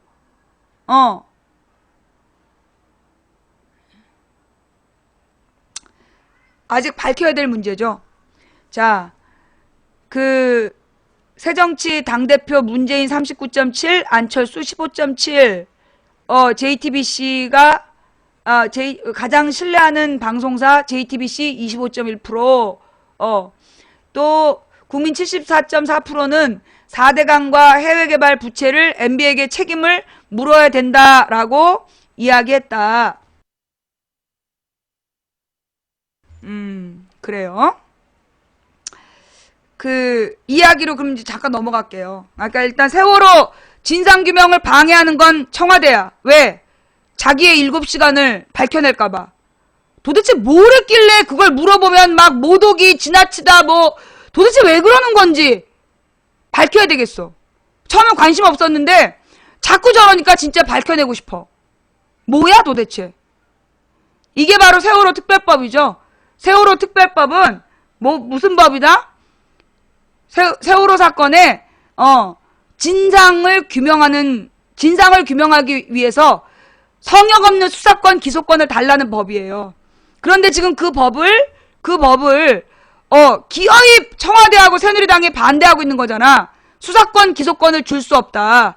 그러면서 이 핑계 저 핑계 대면서 결론은 이 유가족들을 진상조사위원회에다가 수사권, 기소권을 줄 수 없지만 특검, 특검에다 수사권 기소권을 주고 특검을 유가족이 그 선택하게 하는 그런 지금 합의점을 찾고 있어요. 자, 그렇다면 이 특검에게 수사권 그 기소권을 주는 거는 문제가 있을까요, 없을까요? 있어요. 왜 문제가 있느냐 하면 이 특검은요, 길어야 6개월이야. 지금 여야가 동의하고 있는 특검론이 4개월에서 5개월짜리 특검이야. 이 배를 건지는데, 세월호를 건지는데 14개월 걸려. 특검이 배 건지기 전에 끝나. 어떻게 진상을 조사하겠어? 배에 무슨 일이 있었는지, 배에 무슨 사고가 있었는지, 그 조사도 하기 전에, 쓸데없는 얘기한 사람 전부 다 강퇴시킬 거예요. 예. 쓸데없는 주장한 사람들 전부 다 강퇴시킬 거예요. 예. 그래서, 이 세월호 특별법을 양보해가지고 특검법으로 바꾸는 건데, 그 문제점이 뭐냐? 특검의 수사기간이 짧다고. 배 건지기 전에 수사가 끝나. 그러면 진상을 제대로 규명할 수 있어, 없어? 뭐, 규명을 못해요. 현재 법으로 안 된다. 누가 그래? 안 된다고. 이 특검법으로 안 된다는 얘기죠? 예. 현재 특검법에서 지금 여야가 합의한 법으로는요, 진상규명이 안 돼요. 그런데 지금 이 대리기사 폭행사건을 조작 날조해가지고 국민 여론을 나쁘게 만들어서 지금 수사권 기소권을 포기시키는 거야. 여기에 동조하는 국민은 등신 인증이지. 예. 야, 이거 봐봐. 지금 보니까는 이 북진통일이 왜 자꾸 이렇게 쓰냐 하면, 북진통일, 그 다음에 멸공통일, 이게 서북청년단의 주장이었어요. 북진통일, 멸공통일이 서북청년단의 주장이었어. 자, 그러면 내가 이 서북청년단 얘기 한번 더 자세하게 해줄까요? 북진통일의 의미가 뭔지? 예. 북진통일의 의미가 뭔지 다시 한번 설명해 줄까요? 그러니까 지금 일베를 서북청년단으로 바꾸는 거야. 바꾸라는 사인을 버린 거야. 그래서 지금 저 지랄이야. 자, 그러면 내가 그 그 북진통일, 멸공통일 왜 나왔나 설명해 줄게. 자, 이제까지 우리는 한국전쟁을 남침으로 알고 있잖아요. 북침이 아니라 남침. 이걸 또 일베에서 막 지랄했잖아.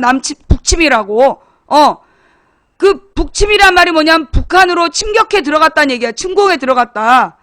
남한이 북한으로, 그러니까 북진통일이 북침이야. 저 무식한 새끼들. 좋아. 북침이라는 말이 뭐냐? 북진통일이야. 북한으로 통일하기 위해서 침공에 들어갔다가 북침이에요. 근데 저 바보 새끼들이 이정희가 그 한국전쟁이 남침이다 이랬다고 빨갱이라고 지랄 연병을 했잖아. 북침은 북한으로 침공에 들어갔다. 남침이 남쪽으로 침공에 내려왔다 이런 뜻이야. 한국전쟁은 남침이에요. 북한에서 남쪽으로 공격해 들어온 거야.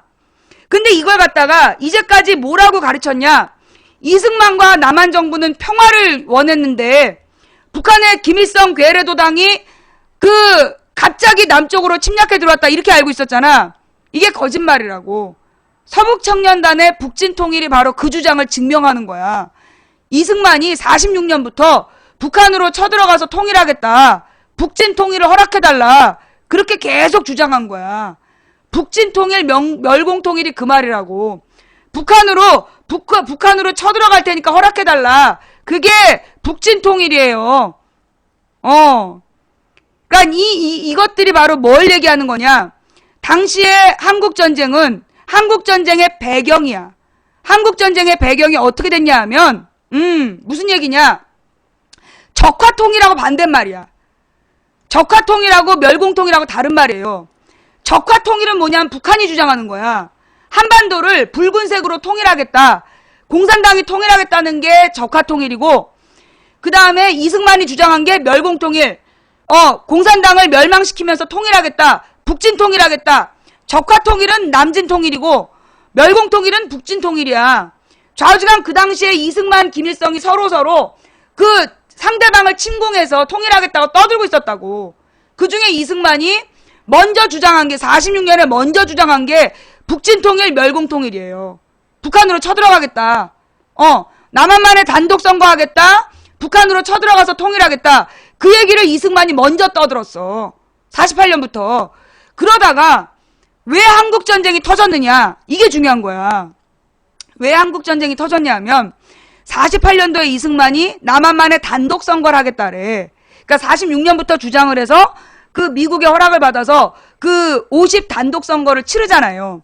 근데 그때 김구 선생님이 반대를 해. 남한이 단독 선거하면 안 된다. 그러면 남북 분단이 고착화된다. 그러니까 남북한 통일 선거해야 된다. 반대를 하셨단 말이야. 그런데 이승만이 밀어붙인 거야. 그러니까 거기에 대해서 누가 남한에 있는 사람들이 막 반대를 했어. 그중에 심했던 게 4.3 항쟁이야. 제주도 사람들이 왜 남한만의 단독 선거하느냐. 그러면서 이승만에게 문제가 있다면서 반 이승만 반란이 일어나게 되는 거지. 반란? 이제 시위가 일어나는 거야. 그게 제주 4.3 항쟁이에요. 남한만의 단독 선거 반대 운동을 했던 게 제주 4.3 항쟁이야. 그때 서북청년단이 가서 제주도민 20%를 죽였다고. 빨갱이라고 몰아갖고 죄 없는 양민들을 학살한 거야. 그게 제주도 4.3 항쟁이야. 그래서 서북청년단 때문에 제주도가 발칵 뒤집어진 게 그 이유야. 그 다음에 이 제주도 4.3 항쟁에 대해서 그 당시에 여수 순천 지역의 군인 경찰이 제주도에 가서 서북청년단이랑 같이 학살을 했는데 그거에 대해서 문제를 제기한 거야. 왜냐? 그때 50 선거에서 48년 5월 10일 남한의 최초 선거에서 제주도는 선거를 못했어. 4.3 항쟁이 4월 3일부터 계속해서 한 달 넘게 계속되고 있었기 때문에 5월 10일 날 제주도는 선거를 못한 거야. 그럼 이건 국민의 투표권을 보장하지 않은 선거고, 그러니 50선거 무효다 해서 일으킨 운동이 여순 반란 사건이야. 여순 사건. 11.6 10월 달에 있었던 48년 10월에 있었던 여순 항쟁이 그래서 생긴 거야. 남한만의 단독 선거 무효다. 국민들의 양민을 학살했고, 그리고 국민의 선거권을 침해했다. 그래서 반대하는 운동이 벌어졌는데 이때 또 서북청년단이 나와. 서북청년단이 또 나오고, 그러면서 군경 가족들이 잔혹하게 살해당했다라고 막 여론몰이 하면서 여수 순천 지역의 지식인들을 다 죽인 거야. 이승만을 비판했던 민주세력을 전부 다 학살했던 사건이 여순 항쟁이었어. 그러면서 그때 여순 항쟁을 갖다가 남노당, 남조선 노동당이 주도했다. 이러면서 배경으로 공산당을 지목하고 그 사건으로 사형 선고를 받았던 게 박정희야. 남조선 노동당 당원이었다라는 신분이 밝혀져서 그때 사형 선고를 받아. 박정희가 여순 항쟁으로, 여순 사건으로. 그래 내가 이래서 서북 청년단 멸공통일, 아이고 야 니네가 얘기 안 했으면 이거 얘기 안 했겠다. 그래서 그때 박정희가 여순 항쟁 때 그 배후 조정을 한 빨갱이 집단으로 찍혀가지고 거기서 사형 선고를 받는 거야. 그랬다가 이 박정희가 남조선 노동당 당원들의 명단을 넘겨주고 간신히 목숨을 부지하게 되는 사건. 이게 그런 분위기였던 거야. 그런 상황에서 어떤 일이 벌어졌냐? 48년 50선거에서 김구 선생님 쪽이 출마를 안 해가지고, 김구 선생님이 출마를 안 해가지고 이승만 지지자들이 전부 다 국회를 장악해. 그래서 이승만이 대통령이 되는 거야. 48년에. 그랬는데 이 48년에 대통령이 되면서 국회의원들이 약속을 했던 게 있어. 그게 이제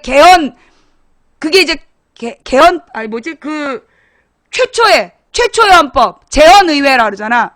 우리나라의 맨 처음에 헌법에 뭐라고 되어 있냐? 친일파를 청산하겠다. 친일파를 청산하겠다라는, 과거사 진상규명을 하겠다라는 강력한 의지를 천명하고 국회의원이 된 거야. 그래서 그거에 따라 친일파 청산을 하겠다고 49년도에 과거사 진상조사를 시작을 했어. 그러자 이승만이 과거사 진상조사를 하겠다는 사람을 간첩이라고 구속해버리고, 그리고 과거사 진상조사를 못하게 해버리는 거예요. 그런 다음에 49년도에 그런 짓을 하니까 국민들이 화가 난 거야. 그래서 1950년 2월 달에 선거를 했는데 완전히 이승만 지지자들이 다 진 거야. 전부 다 이제 김구 선생님을 지지하는, 49년에 그런 짓거리를 하면서 김구를 죽이거든. 김구 선생을 서북청년단이 죽이고, 김구 선생님을 서북청년단이 죽이고 그리고 나서 친일파 청산을 반대를 한 거야. 그거에 대한 역풍이 불어서 50년 2월 선거에서 이승만 지지자들이 다 졌어. 다 진 거야. 그런데 그 당시 헌법은 뭐냐면 간접선거야. 국회의원이 대통령을 뽑게 되어 있었어. 그러면 이승만이 대통령이 안 돼. 그래서 이승만이 미국에 있는 메가더한테 편지를 보냈다는 거 아니야. 일본에 있었던 메가더한테 편지를 보내서 그 미국의 방위 조약선, 그러니까 여기까지는 미국이 보호하는 선이니까 건드리지 말아라 라는 에치슨 라인이라는 게 있는데 그 라인을 빼달라래. 남한을 빼달라고. 전쟁을 유도하는 거야. 그래서 이승만이 그 일본에 있었던 미군에게 편지를 보내서 에치슨 라인을 후퇴시켜. 일본으로 밑으로 그리는 거야. 그래서 결론은 어떻게 됐다? 김일성이 쳐들어오는 거야. 결국 김일성이 쳐들어오도록 유도한 거예요. 요 내용은 내가 얘기한 게 아니라 어디서 나온 말이냐? 미국의 대학 교수, 브루스 커밍스란 교수가 있어요. 시카고 대학인가? 지금 어느 대학이 있지? 그 한국학 교수로 굉장히 유명한 사람이야. 브루스 커밍스라는 교수가 한국 전쟁의 기원이라는 책을 내. 그러면서 이승만이 미국에다 편지 보낸 거, 반민특위 구성, 맞아. 반민족 문제를 위한 특별위원회를 구성하라. 그래서 반민특위를 구성한 국회의원이 빨갱이라고 이승만이 구속시키고 지랄하면서 그걸 사고를 친 거지. 예. 그래서 브루스 커밍스 교수가 쓴 책에 나오는 내용이야. 그 당시에 주고받은 서한이 증거로 제출되어 있어. 예. 미 국무부 문건에도 나오고. 결국은 한국전쟁은요, 북진 통일을 외쳤던 이승만이 북한으로 쳐들어갈 수만 있게 해주면 우리가 이긴다. 결국 전쟁을 일으킨 건 김일성의 욕구와 이승만의 이승만의 도발이 합쳐서 벌어진 사건이었고 그걸로 수백만 우리 국민들이 죄 없이 희생을 당했던 전쟁이었다. 그런데 지금 그 범죄 집단 서북청년단을 재건하겠다는 거야. 앞으로 서북청년단의 이 주장을 우리 방송에 와서 하는 북진통일, 멸공통일을 외친 새끼들은요, 그 불법 조직, 아까 그 조국 교수가 그랬잖아. 범죄 조직 구성죄에 해당하는 놈들이라고 보고 모두 블랙 처리하겠습니다. 뭔 말인지 알겠지? 이 서북청년단의 주장, 멸공통일, 북진통일을 외친 놈들은 바로 그 범죄 조직, 그 학살 조직을 찬성하는 놈들이고, 그런 놈들은 앞으로 블랙 처리하고요. 그 다음에 캡처해서, 제가 없을 때는 캡처해서 올려주세요.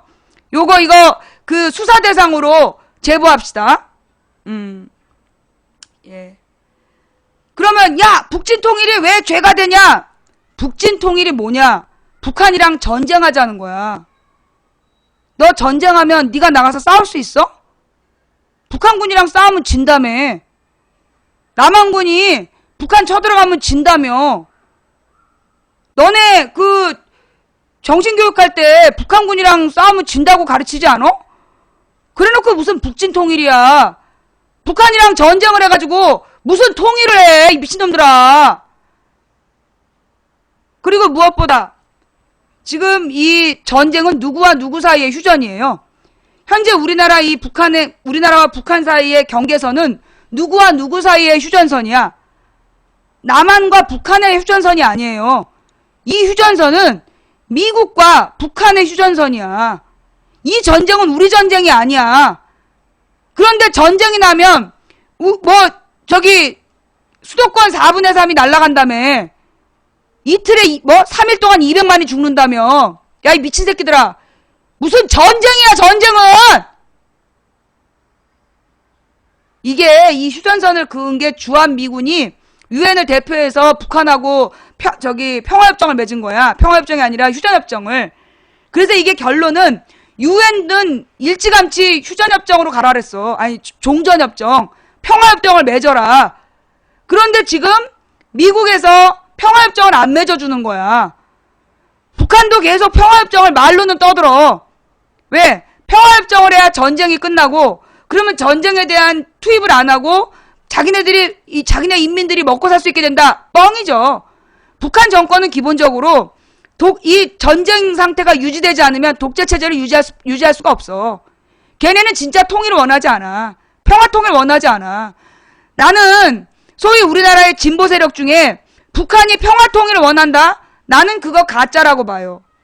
남한의 독재자들이 전쟁을 이용해서 권력을 유지하는 것처럼 북한의 김일성 가문도, 김일성 왕조도 마찬가지야. 전쟁 상태, 이 긴장 관계를 유지해야 자기의 독재의 명분을 만드는 거야. 그래서 내가 맨날 그러잖아. 북한의 김일성 왕조와 남쪽의 독재 왕조가 둘 다 적대적 공생 관계라고. 서로 돕는 관계라고. 남한의 독재를 유지하는 거나 북한의 독재를 유지하는 거나 협력 관계에 있는 거야. 이거는 뭐가 돼야 전쟁 상태가 유지돼야 각자 독재를 유지할 수 있어. 남한에서 독재 반대 민주주의 그럼 야 이 빨갱이 죽일 수 있고, 북한에서 야 이 김정은 나쁜 새끼야 독재를 끝내라 그러면 이런 반동분자 죽일 수 있고. 같은 말이에요. 북한의 반동분자나 남한의 빨갱이가 같은 말이라고. 우리는 단지 민주주의를 원했을 뿐이야. 북한에서도 민주주의를 외친 사람들이 있어요. 남한에서도 우리는 민주주의를 외칠 뿐이야. 근데 우리가 민주주의를 외치면 빨갱이라고 욕하고 북한에서 민주주의를 외치면 반동분자 되는 거야. 뭐가 달라? 적대적 공생관계. 자, 그래서 우리가 이 역사를 바로 봐야 된다. 지금 혹시 진보 세력 중에 약간 미친 사람들이 있어요. 북한은 평화 통일을 원한다. 그리고 뭐 김일성 왕조가 뭐 영명한 지도력을 가지고 있다. 아직도 그런 생각하는 게 있으면 미친놈들이야. 그건 미친 거라고. 무슨 영도적 지도력이야, 씨발. 왜? 모든 지도자는 국민을 먹여야 돼요. 모든 정치의 목적은 국민을 먹여 살리는 거야. 그런데 지금 언제부터? 지금 그 1990년대 중반 이후로 북한이 계속 굶고 있잖아. 부시 때문에 부시 일가가 집권하면서 북한을 적으로 규정하고 모든 경제 지원을 중단했잖아. 그래서 그때부터 북한이 지금 시달리고 있어. 이유는 단 하나야. 김씨 왕조. 김씨 왕조가 정치를 그만둬라. 그게 세계의 요구야. 그런데 김씨 왕조가 자기네들이 아니면 정치할 수 없다. 끝까지 안 물러나는 거야. 그래서 북한 인민이 굶어 죽어가. 나는 그래서 김씨 왕조는 김일성, 김정일, 김정은으로 이어진 김씨 왕조는 집권할 자격이 없다는 거야. 걔네 때문에 국민이 굶고 있는 거야. 자기네가 물러나면 돼. 아니 젊고 30도 안 된 놈이 비만 때문에 병 걸려갖고 움직이지도 못한다면서. 그런 사람이 무슨 정치를 해. 자기 관리도 못하는 주제에. 그러면서 국민들이 지금 굶고 있는 거야. 나는 그래서 김씨 왕조를 반대해요.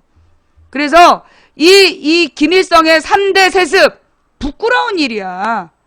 지금 전 세계에서 그런 독재자가 어딨냐? 이제까지 그래서 북한만 쪽팔렸는데 남한의 더 지랄이야. 지가 7시간 동안 국민 수백 명이 죽어가는 순간에 지가 어디서 뭐 했는지 밝히지도 못하는 주제에 어디서 뭐 했냐고 물어보니까 신경질 내고 모독한다고 그러고 전부 다 처벌한다고 지랄이고. 아니 대한민국이 무슨 독재국가냐? 이거 뭐 7.3안보 공동성명 그 수준으로 돌아간 거야 지금?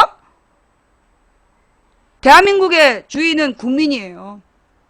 대한민국의 국민은 주인이고 박근혜는 국민한테 높은 고액 연봉으로 고용된 사람이야. 감히 고용주를 협박하고 고용주를 탄압하고 그러면 잘려야지. 우리가 대주주야.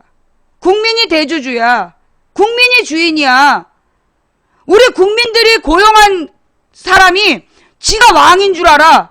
지가 모든 걸 소유한 줄 알아. 이럴 땐 국민들이요. 힘을 내서 힘을 모아서 쫓아내야 돼요. 자격을 박탈해야 돼. 우리한테 뭐라고 약속했어? 경제 민주화하겠다. 빈부격차를 줄이도록 노력하고 정말 서민들을 위한 정치하겠다고 약속했잖아. 근데 왜 지금 재벌들만 먹여 살려? 재벌들을 위한 법이 왜 민생법이야? 지금 국회에서 처리하겠다는 법안이 새누리당에서 처리하겠다는 법안이요. 민생하고 아무 관계 없는 법들이에요. 진짜 민생법안 야당에서 만든 법안이야. 야당에서 만든 민생법안을 지네가 세월호법 때문에 통과 안 시켜주는 거야. 그리고 지금 정부와 새누리당이 주장하는 법은요. 전부 재벌 비호법이에요. 재벌을 위한 법. 그런데 민생법을 야당이 맡고 있어서 안 된다고 개뻥치고 있어. 여기 속아 넘어가는 국민이 등신인 거야. 그 말을 믿으면 등신이야. 망치 부인이랑 하트하고 싶어? 네가 그걸 나랑 왜 해? 꿈도 야무지지. 이 새끼 또. 이놈의 인기 진짜. 이게 중년이 돼서도 이렇게 날마다 저렇게 들이대는. 여보 봤어? 자, 오늘 방송 여기까지 할게요. 네. 여러분, 서북청년단에 재건하겠다. 지금 봐봐요. 저 일베 아이디로 와서 서북청년단 주장을 펼치고 있어. 서북청년단은 내가 뭐라 그랬어. 이거 일베를 대체하려고 키우는 조직이다. 딱 보여지잖아. 쟤네 일베 조직이야. 일베 애들로 와갖고, 아니 댓글원이야. 정확하게 하면 댓글원이야. 2012년부터 나한테 와서 악플 달았던 댓글원들이야. 걔네가 지금 서북청년단의 주장을 베껴 쓰고 있어. 모든 언론이 서북청년단을 띄워주고 있고. 이건 지금 뭐다? 막 나가는 그 더러운 쓰레기 역할을 해줄 또 다른 어버이연합이나 일베를 총괄해가지고 또 다른 쓰레기 집단을 키우려는 댓글원의 수작이야. 이런 댓글원의 수작에 대해서 우리가 맞설 수 있는 단 한 가지 방법이 뭔지 알아요? 목숨 걸고 싸우는 거예요. 어차피 인생은 한 번은 죽어요. 나도 죽고 박근혜도 죽고 문재인도 죽고 다 죽어. 죽지 않을 사람은 없어. 근데 어떻게 살다 죽느냐가 중요한 거죠. 이렇게 겁주고 협박하는 더러운 집단에게 기죽어서 그 비참한 모습으로 살다가 죽을 거냐, 아니면 목숨이 붙어있는 한 최대한 싸우다가 죽을 거냐. 어차피 한 번 죽는 거 멋있게 싸우다 죽어야죠. 우리가 계속 살 수는 없어. 영원히 살면 요괴 인간이지. 한 번은 죽어요. 우리의 죽음이 의미 있게 살다가 끝나야지. 살아있는 순간 내가 주인이라는 것을 만천하에 드러내고 주인답게 살다 죽어야지. 노비처럼 살다 죽으면 안 되잖아. 천국에서 다시 만납시다. 나는 매일 아침 눈을 뜨면서 기도를 해요. 오늘 아침에도 내가 살아났구나. 잠자다가 죽으면 참 좋을 텐데 내가 오늘도 눈을 떴구나. 그러면 오늘도 나에게 주어진 또 하루의 축복이니 오늘 열심히 싸워서 내가 오늘 밤 혹시 하나님을 만나면 부끄럽지 않게 칭찬받는 삶을 살자. 그렇게 하루하루를 삽니다. 조사 어떻게 된지 몰라요.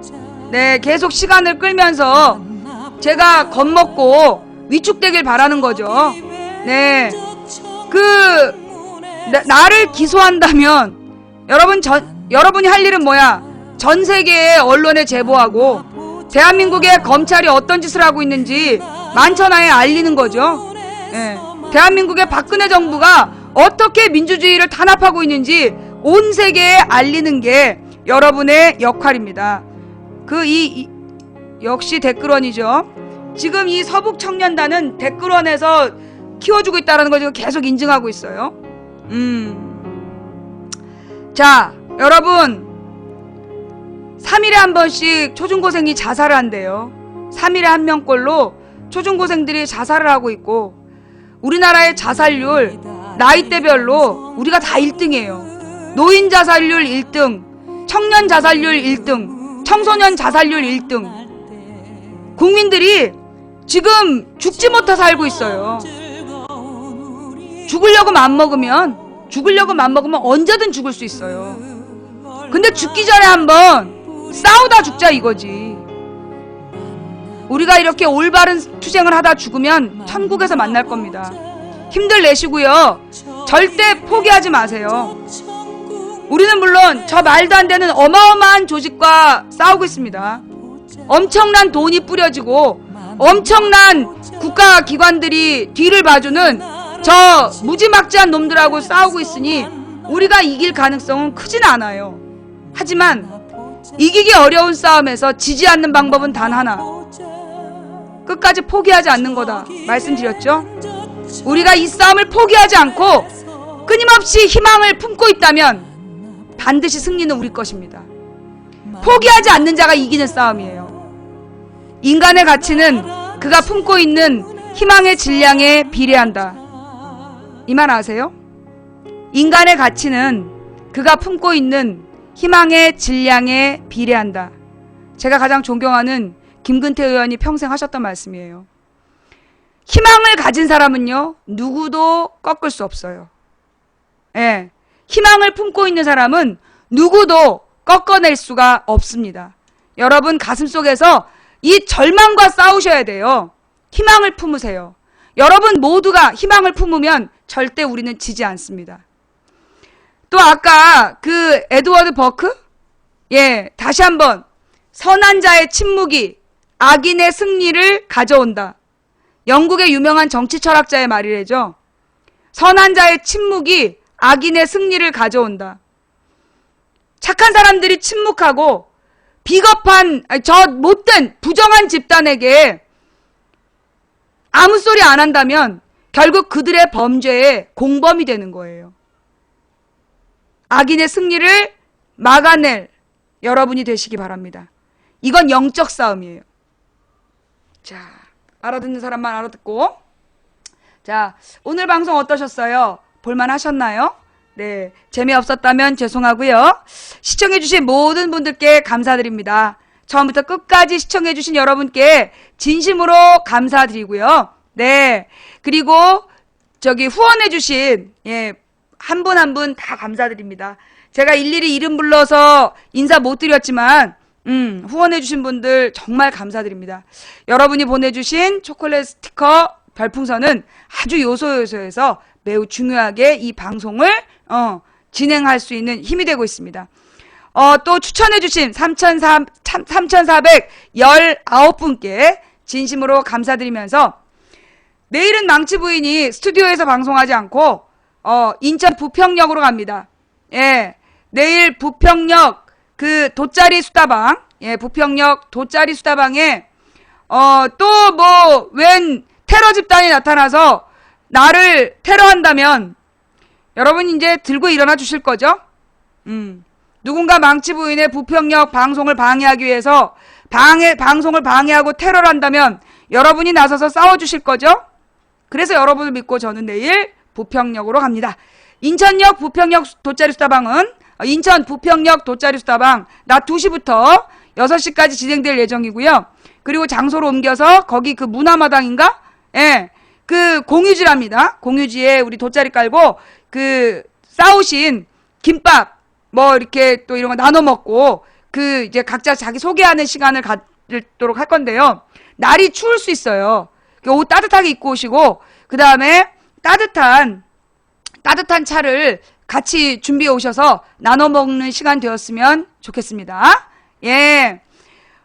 그리고 이제 10월 3일에 제가 또 한 번 가고 싶은데 그날 또 휴일이고 그리고 시청자분들도 가족들과 시간 보내야 되는데 괜히 또 망치 부인이 어디 움직여가지고 방송 보느라고 막 그러면 또 무리인 것 같아. 그래서 10월 3일은 그냥 제끼는 걸로. 제가 그날은 건강을 위해서 하루 잘 쉬겠습니다. 잘 쉬고 여러분들은 10월 3일에 가족들에게 막 잘해주는 거야. 부모님께도 잘해드리고 가족들에게 잘해줘서 얘가 왜 이렇게 착해졌지? 너 왜 그래 요즘에? 이러면 망치 부인이 가족에게 잘해야 된대. 가족이 화목해야 사회가 건강해진다 그랬어. 라고 얘기하는 10월 3일 되시기 바랍니다. 자, 지금까지 도봉구 창동산업 불량주부 망치 부인이었고요. 다음 방송은 내일 낮 2시, 내일 낮 2시 시사 수다방으로 찾아뵙겠습니다. 감사합니다. 감사합니다. 부평역에서 길거리 수다방으로 찾아뵙겠습니다. 감사합니다. 감사합니다.